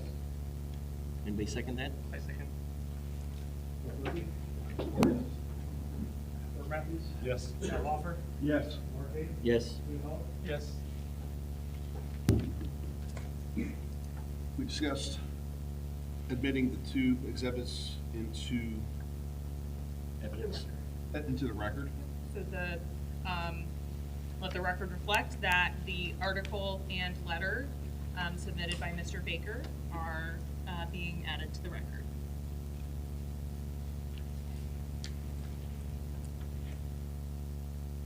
The application requests two variances, and the board will address each one individually. First one being 40-foot lot footage. Whether the property in question will not yield a reasonable return or there can be no beneficial use of the property without the variance. Factors met that the property can be improved, but cannot be improved without the variance. Whether the variance is not substantial, the factor has not been met. The variance is 2/3 of the yard or the lot footage, which is substantial. Whether the essential character of the neighborhood would not be substantially altered or adjoining properties would not suffer a substantial detriment as a result of the variance. That factor has been met. The property is located in a residential district with other 40-foot lots. Whether the variance would not adversely affect the delivery of governmental services, the factor has been met. The variance will not adversely impact these services. Whether the property owner did not purchase the property with knowledge of the zoning restriction, the owner it was not met. The owner had constructive knowledge of the restrictions. Whether the property owner's predicament cannot feasibly be obviated through some method other than a variance, the factor has been met that the owner cannot change the lot size. Whether the spirit and intent behind the zoning requirement would be observed and substantial justice be done by granting the variance, the factor has been met. The zoning resolution outlines this process for approval. I move to adopt and incorporate the findings of fact and conclusion of law and consistent with the restrictions of the zoning resolution and approve the variance for the 40-foot road frontage. second. Is there a second? I second that. Murphy? No. Gordon Matthews? Yes. Al Offer? Yes. Mark Ham? Yes. Cliff House? Yes. Yes. Okay, the motion has been voted on and it is approved.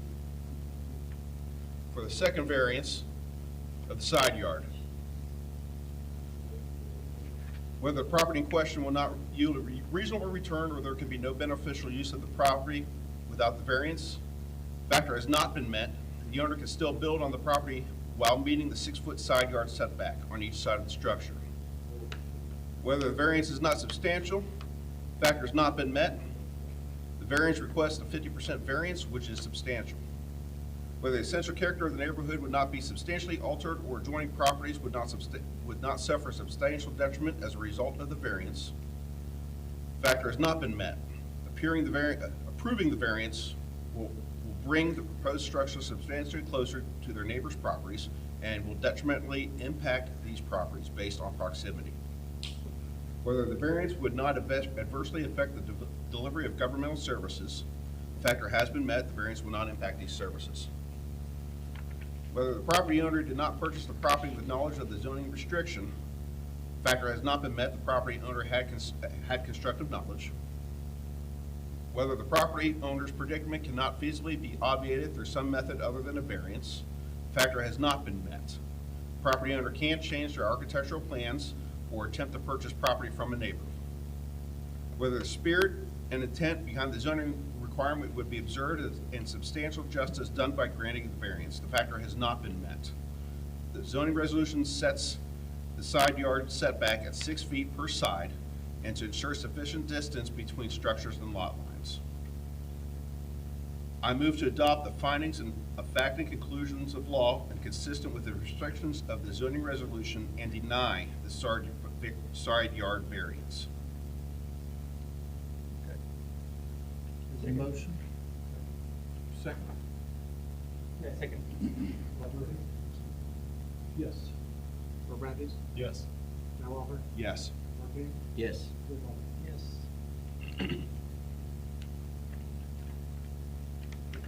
Motion is,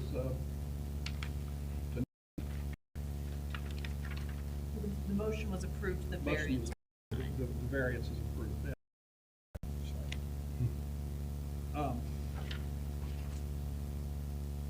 Yes, it can be built within keeping the 6 yard side. 6 feet. Yes. On both sides. On both sides, yeah. So it's a matter of whether the applicant wants to go back to the architect and see about adjusting that. Purchase some land on both sides or whatever, so that you don't even have to have a variance. 10 foot on one side, 10 foot on the other side, not buildable, and let the, you gotta mow the grass. Anyway, I think it was brought up by one of the neighbors in her letter, purchasing 20 feet. And then the issue's moot. Build your property, not if you worry about a 40-foot variance, side restrictions. But anyway, that's it.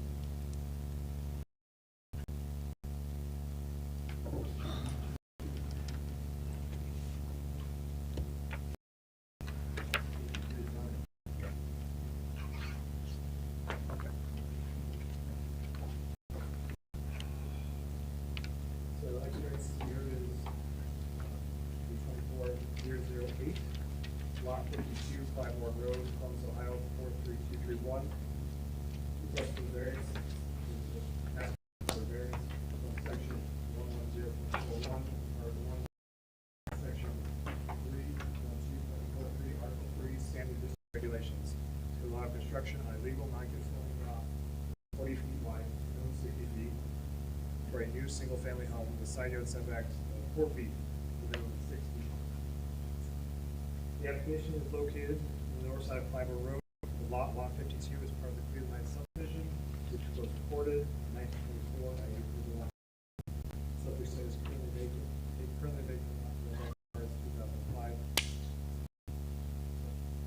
purchased back in 2024. Site plans besides the side yard and lot width, all have to be all within the zone. The application arises from the owner's desire to construct a new two-story, single-family home at 22 Clybourne Road. Proposed front yard, rear yard, like I said, meet code dimensions as well as height and lot coverage maximum pursuant to section 3.1 and 110.41 on the lot structures and uses. Minimum required lot width is 60 feet, like I already stated.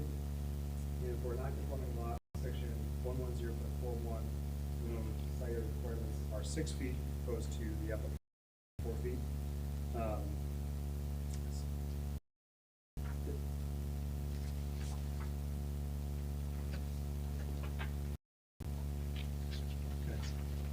Thank you, Adam.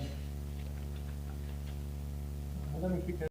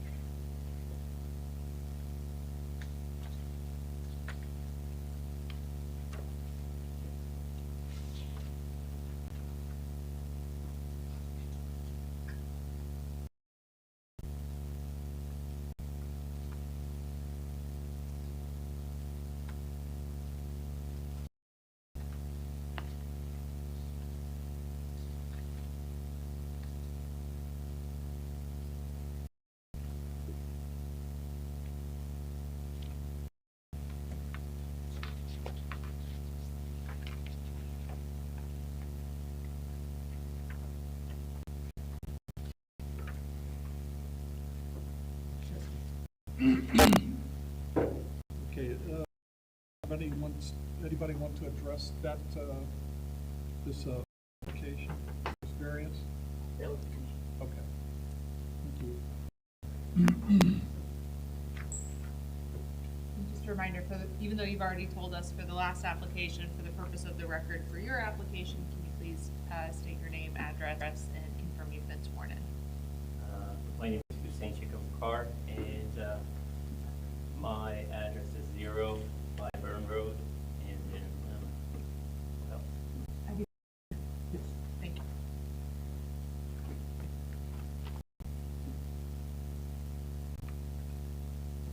So you're asking for a variance on the lot in question? And does anybody have any questions about this? no, it's similar to the other one, but based on my, as I was trying to speak on his behalf, but based on my investigation, I did actually go to Franklin County, and I spoke to Austin, and this is what he told me. He said the lot side yards are based on geometry, not based on what they have, because he said 60 feet, I understand 6 feet, but then 40 feet, I have to talk to Blendon. That's what he told me. So, Franklin County zoning does not apply in Blendon Township. The size is not, you have to. No, I understand, but in the zoning manual, it's a copy from Franklin County. It's exact word for word, letter for letter. But from, I guess I'm not understanding, again, regardless The of. zoning, where it was implemented, I know Blendon is implementing it, but it was copied directly from Franklin County. It's word for word. I was trying to find out, you know, I discussed with Adam. I just wanted to see what the codes were in 1924 or when Franklin County adopted the zoning at that time, and I couldn't get a copy of it. So my best chance was to reach out to Franklin County to find out something, because, I mean, I still have a question about the side yard. It doesn't say each side, but regardless, I asked him, you know, I have a situation where my lot is 40 feet, and they're asking 6 feet here. And the normal standard size lot that are, that are confirming to the area, it's 60 feet. And this is what he told me. He said it's based on the geometry of the lot. And then if I just take, let's just say 60 feet times 10%, that would give me the 60% the 6 feet minimum. And then if I take a 40, that would give me the 4 feet. That's how I came about the 4 feet side yard.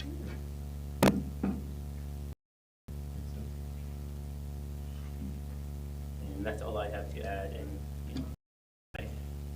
what I mentioned earlier, it's an unconfirming lot.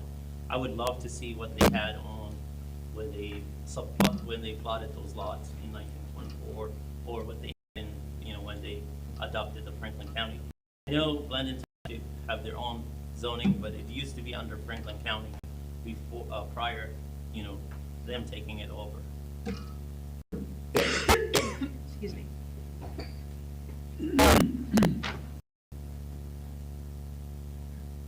Anybody have any questions for you? So, just curious, throwing it out here. If you had a lot that was 300 feet, would you say then that you'd have to hold a 30-foot minimum? No. There's already conditions set on the, there's already requirement based on the parameters, but I wouldn't know about setting a 30 feet. If I can get, let's say. I'm trying to use the logic that you came up with. Okay, I mean, that I came up with, it's the answer that I was seeking. I was trying to find out how they came about that 6 feet. And what I was told was that because I also deal with Columbus, certain lot sizes have a different parameter, like side yards. Because if you go to Columbus, if you have a 50 feet lot, the minimum side yard is 5 feet. And if you have a 40 feet lot, there are 3 feet on each side. That's so, and then based on his answer, he said it's the geometry of the lot. I'm an accountant by profession, and I'm also financial analysis. So based on that, I took that number, so that way it would make sense to me. So you have a 60 feet, if you multiply that by 10%, you would have a 6 feet. And then if you take a 40 and multiply that by 10%, it's a 4 feet. So the 30 feet on each side with a 300 I foot mean, if lot. that's if they have, I mean, you're just throwing a hypothetical question. I'm just throwing based on a I'm trying to fact. help myself follow the logic. Okay, go ahead. So I'm just, what's stated is 6 foot side yard on each side of the structure. Okay. All right. So just because the lot is smaller, Okay. you still have to maintain that 6 foot. There has to be an exception made due to the lot being non-confirming, yes. Because the lot is non-confirming based on the time that the lot was plotted in 1924. That's the exception that has to be made, because these lots are non-confirming initially. Because if somebody comes along right now and tries to develop and subplot lots, they have to meet today's state, which is minimum of 60 feet. They cannot subdivide them. Blendon Township will not let them. Neither Columbus or Franklin County will let them. Since these lots are existing, there's an exception. That's the reason why I was told there's a variance. Based on my legal advice, I was told I have to go through the process in order for us to go ahead and press, proceed with the legal. On your application, question 10, it said, did the applicant proper knowledge of the zoning restrictions? And you answered no, it was sold to me as a buildable lot. Yes, I bought a bundle of lots, 23 lots at that time, and it was sold to me as buildable lots, be a seller, but I wasn't aware of it. It was an inheritance. Somebody inherited the lots, and they were just trying to get rid of it. The previous owner passed away, and I wasn't aware of it. And I did actually develop 4 of the lots. I did 2 duplexes on that same road, Clyburn Road.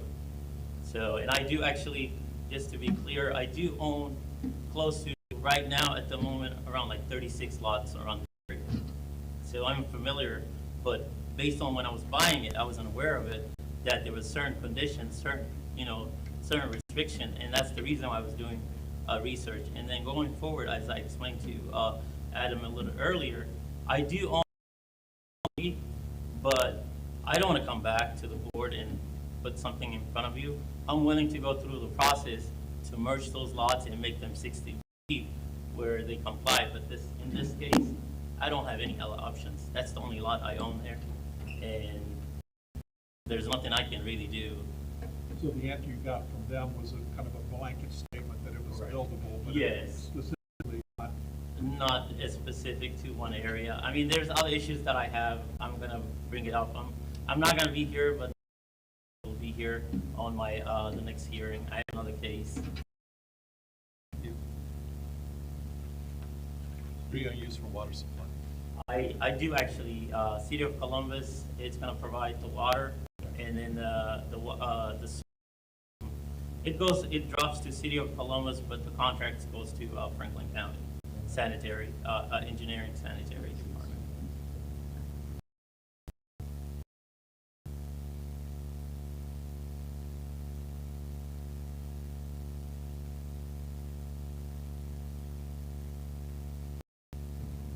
All right, does anybody else have any questions?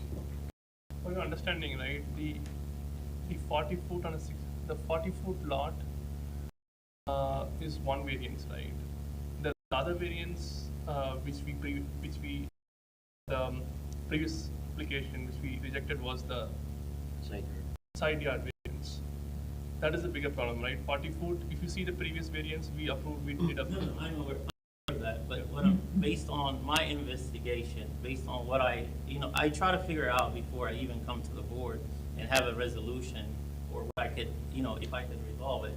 But what I find out is that I don't have the historical data to what the lots were, the side yards. And what I'm seeing is, if you could look the map, look that house on lot 53, how close it is to the borderline.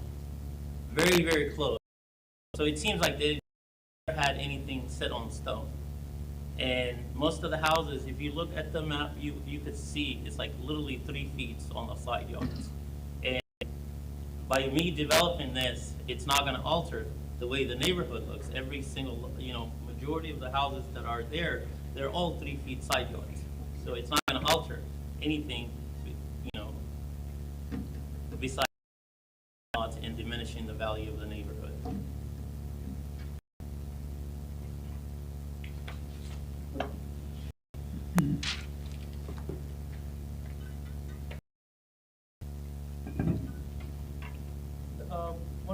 One more thing is you want to look back at the previous, but I don't know the I don't know the reason for that, right? Because the current approval is for the newer buildings based on the current code, right? I think that the previous code would help you. So based on the legal rights, so if something that has already been based on the code of that time, the property has a legal rights already, because the code that comes afterward does not apply to it, and that's the reason why. Because the reason why I asked for the previous zoning is to give me an idea what the setbacks were on the side yard. Then I can, present it. But I don't have any leads or any documentation that I could present. So this code was adopted in 2013, and the lot were already plotted. So let's say I came to the township and plot lots right now. They won't allow me to plot it at a 40 feet per lot because it's against the current code. So that's a new development. Any new developer has to meet to today's standard. And then if you want to propose a change to the regulation, right, it has to be done through the zoning commission, right? This board is for the Board of Zoning Appeals. I'm not. I'm just fighting for my rights. It's my rightly right. Because if Franklin County is, let's just say hypothetically, he didn't say it's based on geometry, I would leave it alone. But since he mentioned it's based on the lot geometry, and by going around, we're in Columbus basically, even though we're Blendon Township, majority of buildings around us are Columbus. So certain areas, certain districts, they have it R1, R2, R3, R4, and based on the lot sizes, especially like historic lots, they're 3 feet side yards. So that's why they call it historical lots. They don't just call it any lots. So it's a historical lot, and this fits that category, which is a historical lot that was plotted in 1924. It makes sense, but still, this would still be, if you want to change the rule, like, it would be, zoning commission. So you can get, details from Adam on how to contact.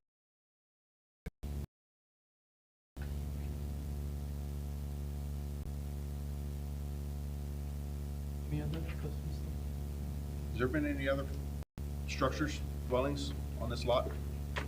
I'm not aware of it. I wasn't informed. All I bought was a vacant lot that had a tree, Historical, except for the date of when it was plotted. because the lot was legally binding by that time, so when it was plotted. So that's my argument, because the lot was in compliance of the law at that time, or the zoning of that area. And if I could find the like the zoning code of that time, then we would see what the setbacks are. So, 1924 to 2024, which the codes change periodically, you know. Sure. You mentioned other historical structures in the neighborhood. Which are 3 feet side yards. Okay. Are they historical from the age of the structure? Or are you talking about more of a grandfather type of deal? No, historically, and some of them are grandfathered. I mean, I can't pinpoint, but some of them are grandfathered in, because this is what I was told previously, there won't be any problem. So they do grandfather in.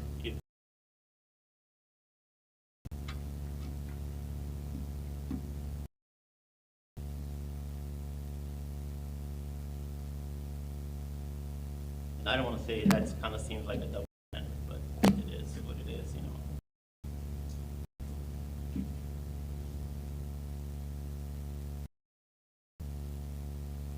It's all in here. What was the proposed square footage of this home? 1,800 square feet.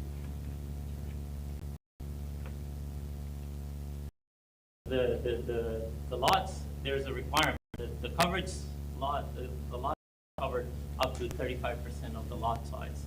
So 1830 would be the maximum if it's going to be a ranch. And if it's going to be 2-story, it all depends on how far you go. If it's 1,400, you can go up to whatever, you know, going up.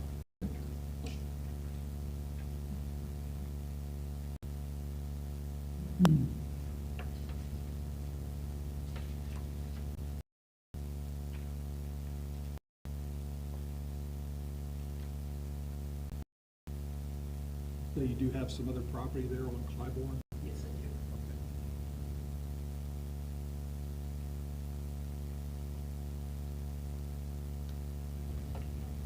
All right. Does anybody else have this question? Well, if I could make one clarifying point. Obviously, appreciate your, gentleman is here to provide arguments and testimony about his area variance. I just want to provide some, he's absolutely permitted to ask for the variance, which he's done very eloquently. Just want to give you some background on just some of the legal requirements regarding non-conforming lots and what your zoning code provides for. You know, it does permit construction of conforming structures on conforming lots. And so the lot itself, there's no question that the lot itself is non-conforming. We've gone over and over about how the lot width and size is not consistent. But again, because it also requires that conforming structures be built, that also includes, again, with area width and the side yard variance or side yard requirements and that type of thing. So I just want to make sure that we walk through that. Again, this gentleman's provided all of the arguments for why you should grant a variance the side yard setback. I just want to walk through from a legal perspective why he is here making that request in the first place.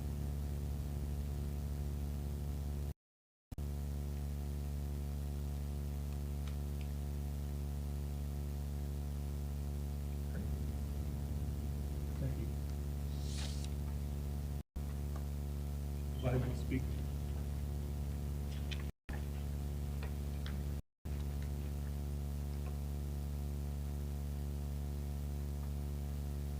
So you want to go back and do the executive session again? So, congratulations. Just to let you know, we talked about this in the previous session, so it'll be a lot shorter. Sorry.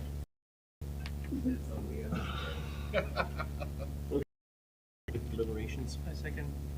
Mark Murphy? Yes. Mark Matthews? Yes. Matt Lawson? Yes. Mark Baines? Yes. Stuart Hall? Yes.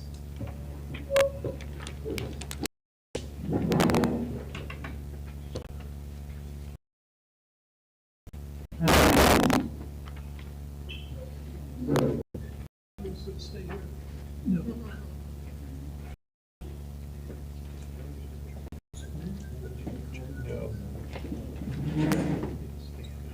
Sitting all day.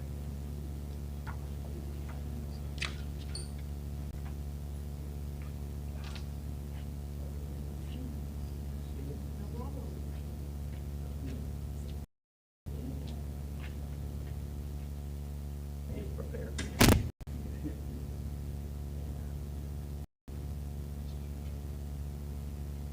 I got it. Whatever I That's get, the already. whatever I get, I'm okay with it. Whatever I get, I'm prepared for it. On this one, I have nothing to do with it. Either way, it was gonna sit vacant. I'm willing to buy it, you know. Instead of losing money, I spent so much money on it already, so.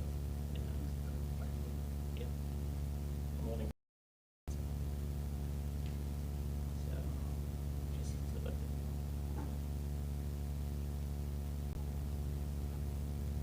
Because it's like both properties on each side. They are very, like, literally on that 3 feet. I know that. No, I have it here. I have it. It's right here. No, they have it here. You sent me, shared with me. If you it's an area that they have it as a historical and all that. Look at it here. Where I use text. Oh, I sent this to you, right? Long time ago. Yes, here.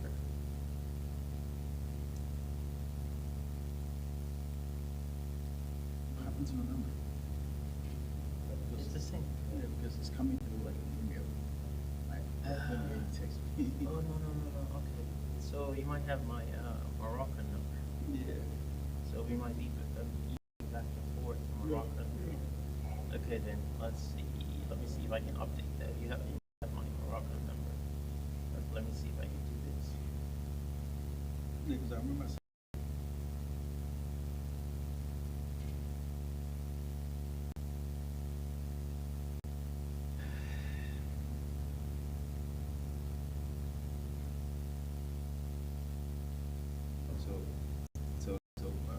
So I have this one. Did it come in the American number? Yes, yes. Oh, you have my email. No. So that's what I'm saying. Like I had to. But then I have a. Oh, okay. But then like anytime it's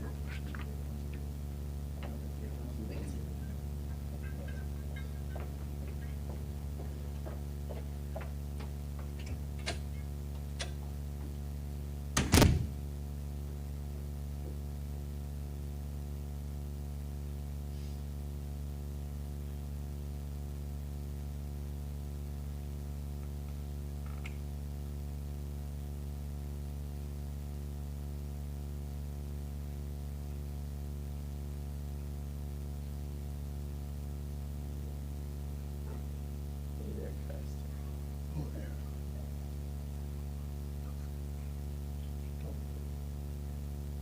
I had water. I brought it in. I didn't.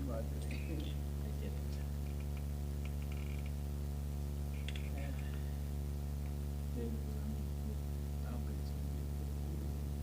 Maybe it might.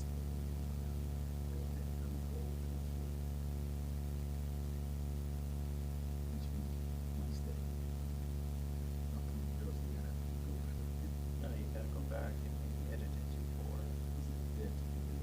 But then the other thing is, that I don't know, it says that you were aware, did you?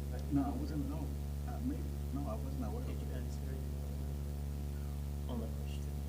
says you were Yeah, that's what I have to go back, what do you, that's the evidence. So Anna, so I think they asked about some awareness part, but I think I said no. Because I wasn't aware at all. Which part was it? Big line 10 or something. I said no. yeah, no, right? But they were saying you said yes, you were aware that you were, if it's buildable. Well, I heard something like that, but I thought it was maybe some other question. But I mean, Yeah, I no, can they were know. just saying that you were aware of it, that this lots were, not buildable. That was for the second one. No, no, no. It doesn't. I put it, no, but I'm saying like that, it says, Yeah. I know I said no. I mean, if I was aware of it, I wouldn't even be in this position. No, I mean, yeah, Yeah.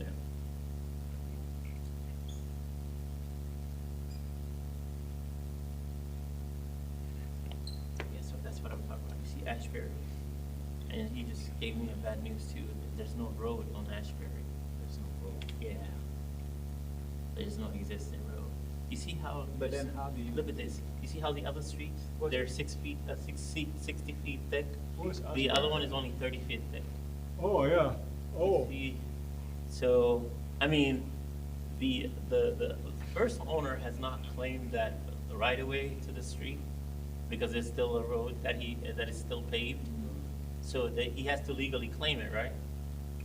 That's how we could, yeah. Yes, so even though it's showing on the map, but legally he has not claimed anything, is still like, like he doesn't park on that as a parking or whatever, like the other owner, but I don't know if he has a legal rights, the other owner. That's what I was trying to investigate and figure out, but I did see it, and my survey actually, since I don't have a legal rights to it, my survey stops at that dotted line. So I don't really have the 160, I only have 130 instead of 135, sorry. So like right now, if we add the additional 30, that would make it 165 as it shows on the side, but I don't. So on the survey, it only shows, I can only go to the 135, not the additional 30. So, yeah, my guess is somebody's planted somewhere, it's just up for grabs. Yeah, so I mean, do I have to claim it, or can I just put a road in I believe you have to claim it first. to put a road? Yeah.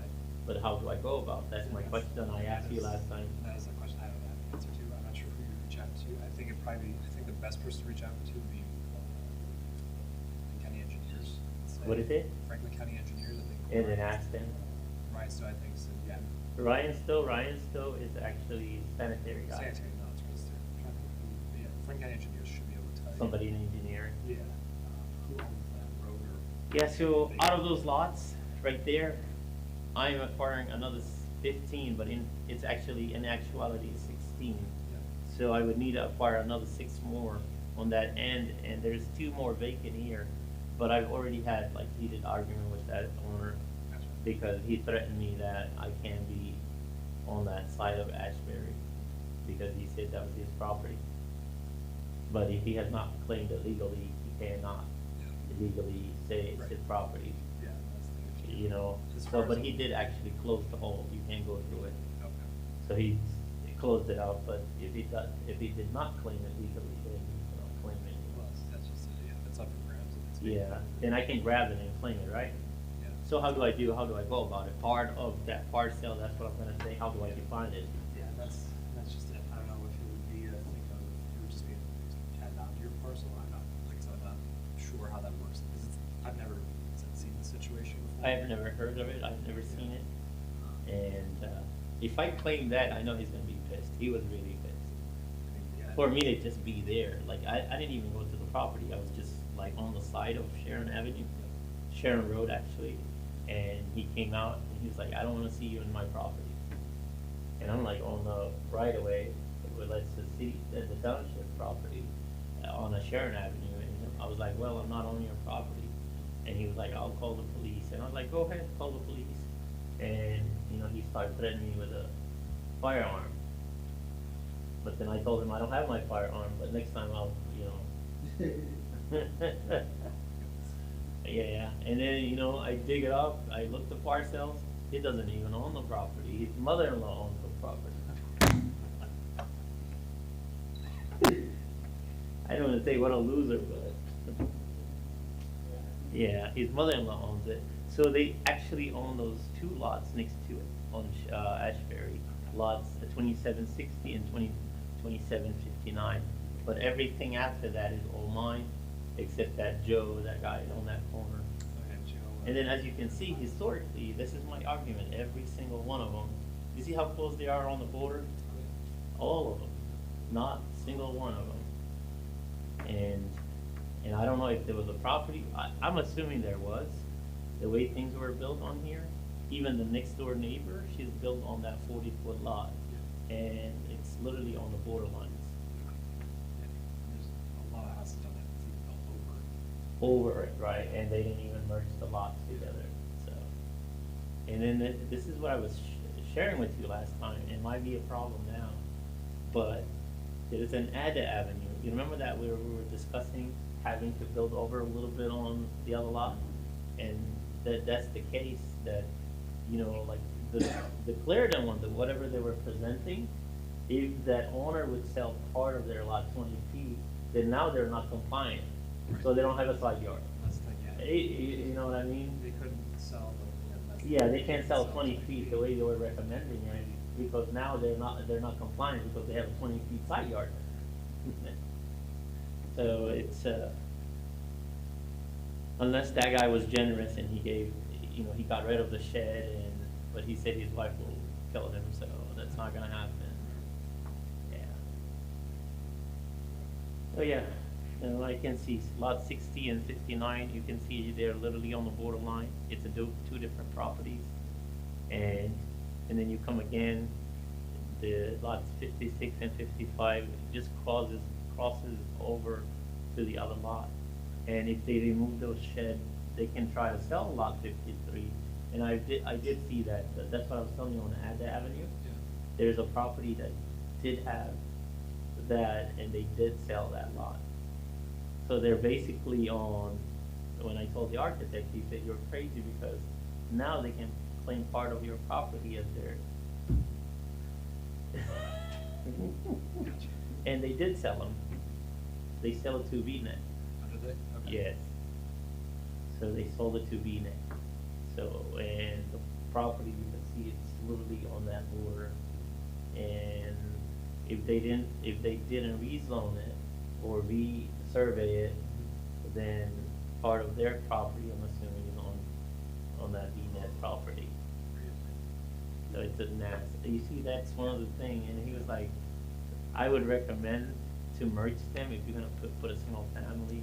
Oh, yeah, actually, I And mentioned that, it's, yeah, before, your application can approve and everything, but before you build, it has to have, the lots have to be merged. Is what I was told by our legal counsel, so like, if you're gonna, like, you could have your permits and everything, but once you can't build until the lots are compliant, but I guess, from what I've been told, it's not a very long process. on which one? Any of them, so. Oh, no, I'm not gonna do it until I'm actually going overseas again. I'm Okay. traveling again. Last time I went alone, this time I'm taking the whole family. Oh, nice. To a different part of the world, so we're going to Malaysia Oh, for nice. about a month. So That's I'm gonna cool. take the wife and the kids, so I'll be gone for about a month. So what I'm gonna do is, I was just waiting until this hearing. Yep. And I'm also closing on those, Chester Road. Okay. So what I'm gonna do is, I'll come by tomorrow and grab the conditional use for Chester Road, and just go ahead, and since I own another 8 lots, I can merge them together and have 8 lots of confirming lots that I can build on for single family. That's what I'm gonna do. I don't wanna go to, I don't really have the energy and the time. That's fair. There's so much thing running on my mind right now, Yep. so. That's totally fair. And, yeah, it doesn't help me. And when you told me they're volunteers, I was like, oh, no, you know, so, and I don't wanna, you know, I know I spoke a little bit harsh, but it is just, I'm I get just the trying to, frustration. you know, like, Yeah. and as I told you, I'm right into the, you know, investment part, you know, Yeah. thinking that everything is gonna be smooth, spent like gazillions of money, Yep. which I shouldn't have done, you know, but I wasn't thinking this would be the scenario, Right. which is really what it is, you know? So, Yeah, no, you combine the lots. yeah, no, going forward, that's what I'm gonna do. If I'm gonna put my initial idea was to combine the lots but when I went to the architect, based on his timing, he said it was gonna take him a long time and costly. But then now I find out, like, I was like, I wish I knew this a long time ago. I wouldn't have even waited for all these process and then just combine the lots and start building them, you know? But then right now, I can't do it on Ashbury because I'm already in it, like tons of money, because I did 2 drawings he did for me. So that's like, I can't return unless I take that loss, which doesn't make sense. And then especially now, I'm gonna own about 80% of that street. So there's a high chances of nobody coming to argue against my case, basically. Yes. And that's what the conditional usage requires, so. Yeah. And, yeah. Yeah, and the other thing is, like, I mean, since I'm here with you, we're not doing anything, so that, you see, the problem I'm running still into, I'm gonna have that same issue of the side yard again. The 15 feet applies also to fourplexes, multifamily. So if you have half of that, why can the side yard be half of that? It doesn't make sense, you know what I mean? Like, you want to fit one thing into everything, which doesn't make sense because the sizes vary, you know? It's not an elegant solution. Right, it's not, and, you know, I time, it's a hassle, like, and especially, it's 18, and if they sell me those tools, it'll be 20, and then if I'm gonna build duplexes, just on this side, that would be 10 cases that I have to before the board and have them to approve me on the side yard, because I don't want to do anything more than 8 would be my max, because the whole structure doesn't make sense. It doesn't look for the neighborhood, and it doesn't look for property wise, you know, you don't want to build a birdhouse. And that's one of the main reasons why that, you know, architecturally they don't. If it goes below the 32, it was like a done deal. He just told me straight up, you don't want to build it because 30 feet that unique, it becomes very narrow. Like structurally, it becomes very narrow, and you don't have any frontage. So you can't have a window on the side. You're just gonna have a door only to go in. He says that looks very upward. Yeah. So he said if it goes below 32, don't even build it. And that's the reason why I'm like trying to like push it, but we'll see, you know. Yeah. So you can't find any of those zoning from 1924, 1940. I don't think there was any in 1924. So how did they go about it? I mean, people made up their own. But I mean, some sort of a guidance, because like every single one of them that I came across. Like, I don't know if you can see Joe. Joe is lot 15 on Ashbury. Yeah, I know Joe. You see how close he is to the He's right on it. right on it. Yeah. But when you measure it, it's 3 feet. Okay. The next door neighbor, lot 53 on my lot, she's 3 feet. But as I told you that,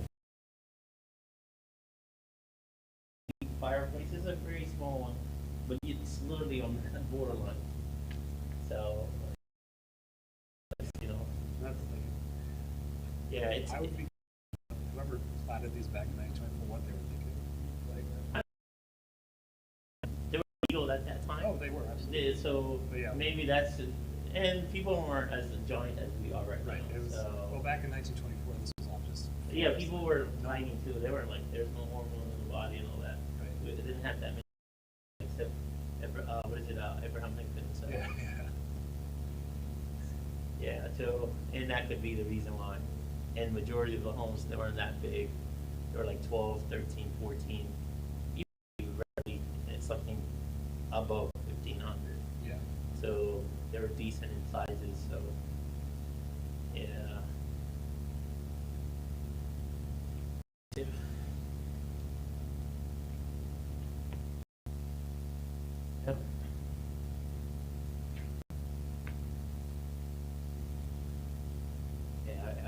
I said something or triggered something. That's why I'm gonna come in and come out. Yeah, come in and come out. Sure, let's take I was willing to accept anything they gave me. Right. Because I was getting hurt. So let's just say hypothetically, worst case scenario, how do I handle it? So you'd have to take it, you have to legal counsel, obviously, and then. That's what I was gonna do. Yeah, they'd have to file an appeal in the court of common, so the pleas in Franklin County would also appeal it, Mhm. and then they would move on from there. and they- You see Franklin County, now, oh, that's what I was just explaining to Yeah, them, because it's Franklin County that makes the decision, but So that's it, it's no, like, yeah. as far as I'm aware, like, I haven't get to meet. For, No, no, it happens all the like, time. people don't wanna put the effort, I mean, Yeah. the reason why I'm in it is because I'm already in it, I clear the lots, and I've already paid. And I'm just trying to, and I paid for the lot, so it's like, I'm already in it now, as well, like, spend another grand or two, just to have it resolved, you know, instead of like turning around. Yeah, all right.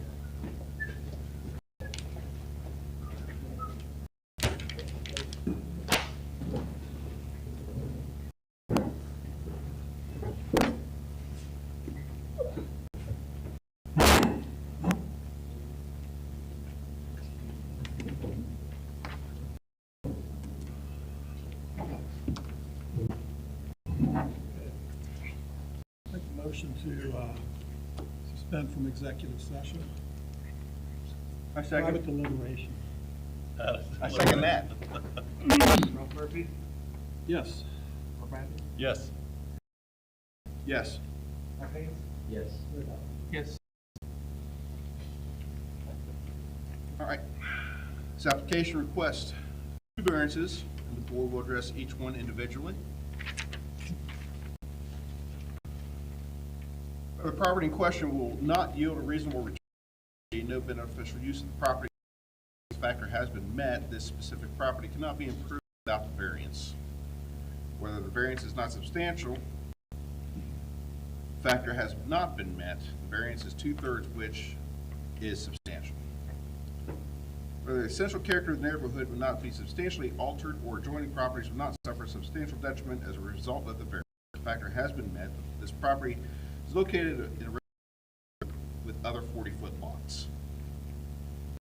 It would not adversely affect the delivery of governmental services. The factor has would not adversely impact these services.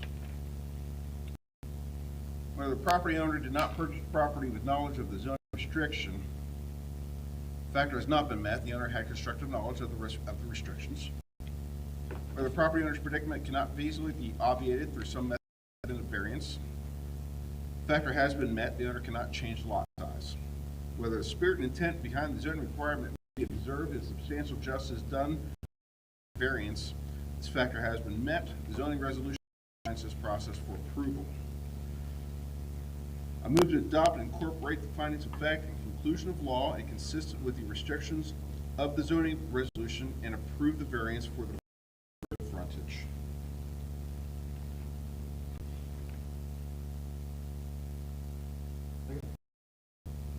A second. Ralph Murphy. Aye. Mark Matthews, Yes. Matt Walker, Yes. Mark Hayes, Yes. Yes. As for the side yard variance, where the property in question will not yield a reasonable return, where there can be no beneficial use of the property without the variance, factor has not been met, the owner can still build 6-foot on each side of the structure. Excuse me. Whether the variance is not substantial, factor has not been met. This variance requests an approximately 40% variance, which is substantial. Whether the essential character of the neighborhood would not be substantially altered or adjoining properties would not suffer a substantial detriment as a result of the variance. Factor has not been met. Approving the variance bring the proposed structure substantially closer to their neighbors' properties and will detrimentally impact those properties based on proximity. Whether the variance would not adversely affect the delivery of governmental services, this factor has been met. The variance will not impact these services. Where the property owner did not purchase the property with any restriction, the factor has not been met. The property owner had constructive knowledge. Whether the property owner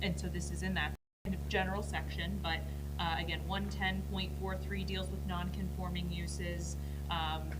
Code is a bit general, it's a bit, it's kind of quiet on what this process looks like, but basically it is, they can, expand on approval of an appeal to the BZA, a non-conforming use may be expanded. So just wanted to at least provide that, again, housekeeping clarification, and for the record, just if you had a question of why you have a variance application in front of you, but nobody mentioned the variance standards. So just wanted to walk through that.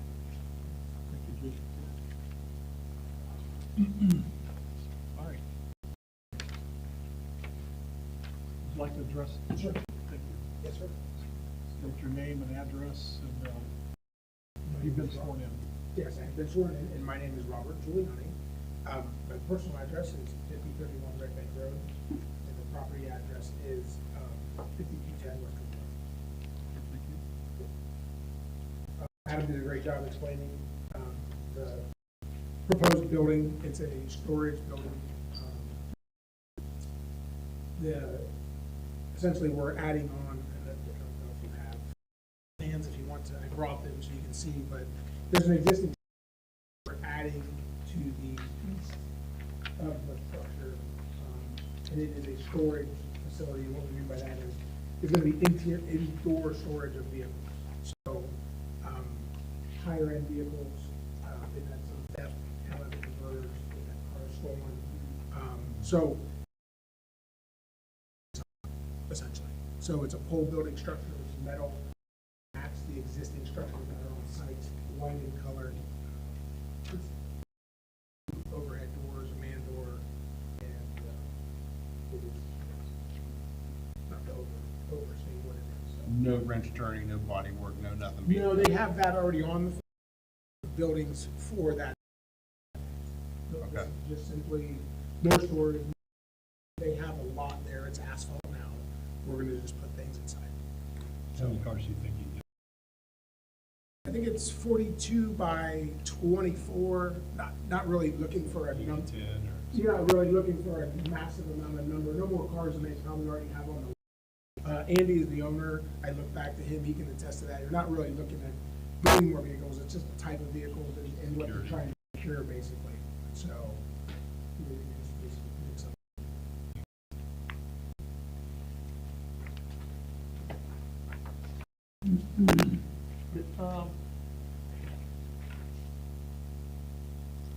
So in the exit, is that how the cars will come in? So nothing will change flow from the existing structure. Like the curb cut will stay where it is. The building is the back side of the lot. So his entry is on the west, west. Front half of the lot. It won't affect anything that's on Westville Road. So if that answers your question. So you're saying the exit is on the north, right? See, Exit is on the north. it is, Exit for the new building. well, it doesn't, so it faces north, yes, overhead doors face north, Okay. but it doesn't exit in anywhere except this lot. So that is how the cars would come in and go over the building. From his existing rear lot. In the back of the back of his property, he has an asphalt lot. He already has a freestanding building that they do light service work, stuff to maintain vehicles. And then on the other side, it's just an asphalt lined up on the outside. Is the storage room air conditioned or is it? It is not. So, lighting? Absolutely. Yeah, you have. Sure. Heat? No. No It's water? Not, it's not conditioned. No water? No water. Yep.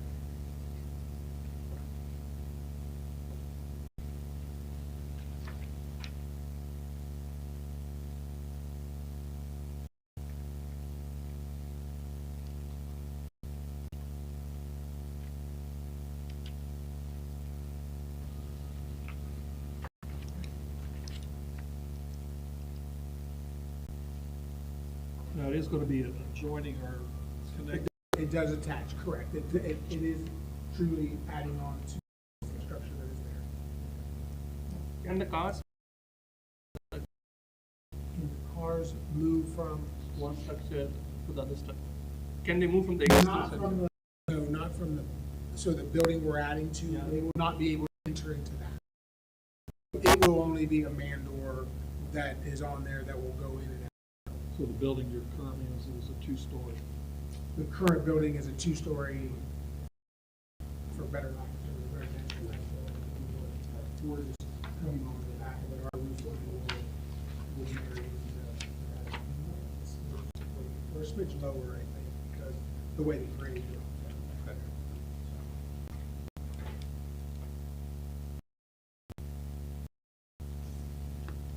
What would be the roofing of the storage unit? No.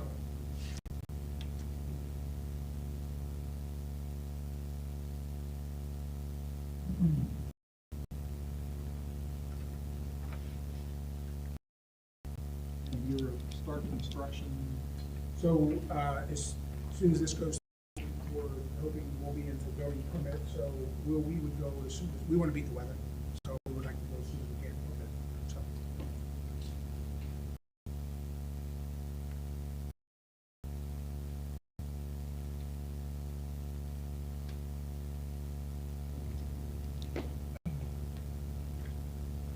any other questions? Especially carbon monoxide? Not typically, because you're not servicing, you're not doing anything, so you don't have to have any kind of exhaust when you're pulling. I mean, from other structures that we've built, we don't typically do anything from a carbon monoxide or anything, because cars aren't running in here as far as long-term running. You're pulling in and you're pulling in. So, Garage. it's essentially, it's not going to be pulling into it all. So, No, those cars, once they've been in there, like out of sight, out of mind, they're just gonna be stored there, or they're gonna be moved out?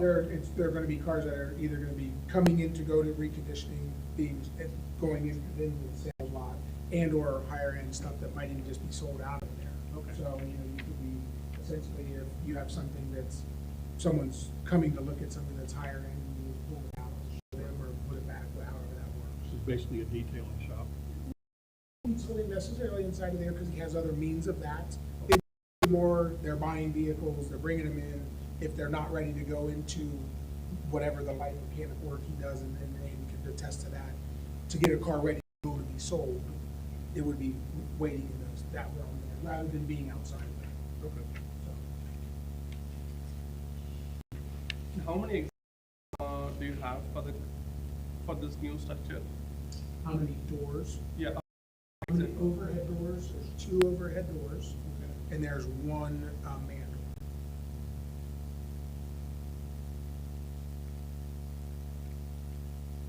That's all inside of the buildings. It is, yeah, all on the north side, yes, sir.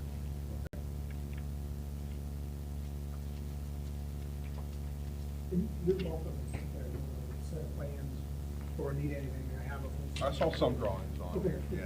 and drawings, if you want something, so, I want to ask, how many cars did you have stolen? I would have to bring Andy up for that one, on how many he typically has on the lot. You want to bring stuff up? Yeah. Please. Yeah, my name's Andy Zink, I'm the owner of Legacy Automotive. The address of the business is 5210 Westerville Road, and I've been sworn in. So, theft over the years, I've been there 20 years, since '03. We did purchase the property on the land contract, that's why the 2015 purchase date was when we, the original land contract was recorded in '03, but we financed out in 2015, so I think it's over the years, I think I've had, 8 to 10 vehicles stolen. I had 3 stolen recently, probably within the last 2 years, we had break-ins, theft, and things like that, so.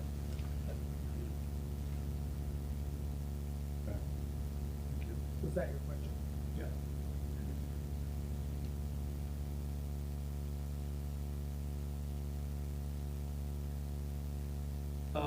Those vehicles were outside, right? Were they outside, the stolen vehicles?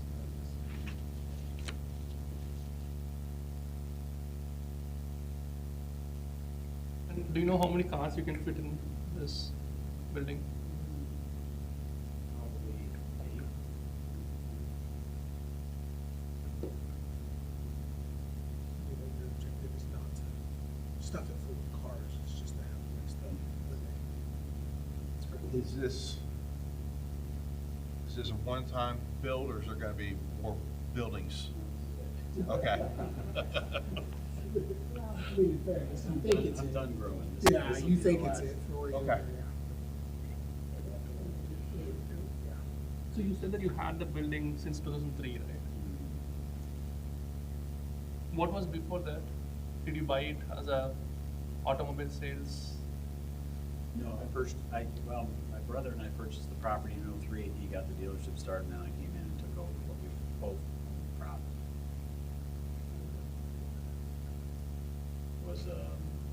It was nothing, it was a vacant parcel of land with that house up front. So you developed it since 2003? Okay. At the time, I think the building in the back was, we did through the state of Ohio at that time. Gentlemen. Are there other options for you to resolve your problems without this variance?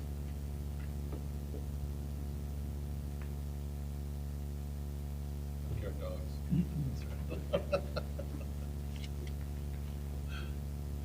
What kind of signage are you gonna put any signage on the building?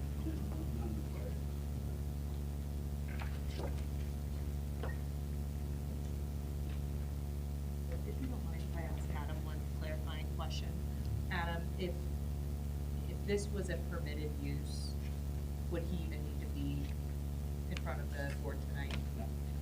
Because the building meets all of the area standards? Okay. Just solely because of the use, which is not conforming. All right, anybody else have any questions? Okay. Thank you, gentlemen. Yeah, thank you.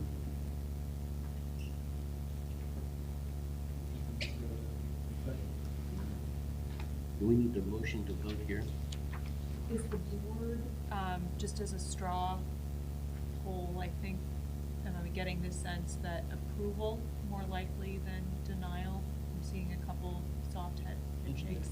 I have a sample motion if you'd like to consider that.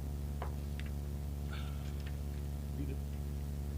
Motion to approve application VA 24-010 to expand non-conforming usage. And that's the motion. Is there a second? Should we come up with the list though, or? So because this isn't a variance, you don't need to have. We don't need to, okay, sorry. No, that's okay. This is a different one for you guys. It's kind of a square peg round hole. Ralph Murphy, Yes.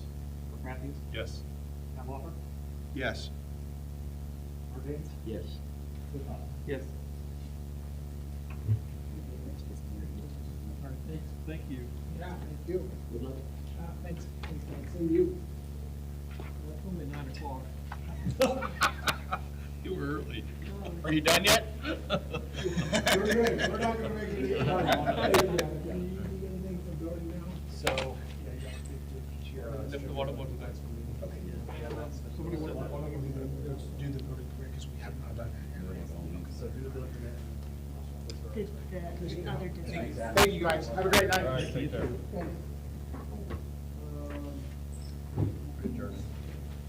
We Motion wanna to make adjourn. Yeah, the next regular meeting is on September 19th. And I'll make a motion to adjourn the meeting. I second. Second. Murphy? Yes.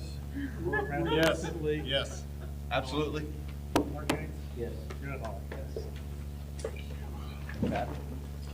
Oh. So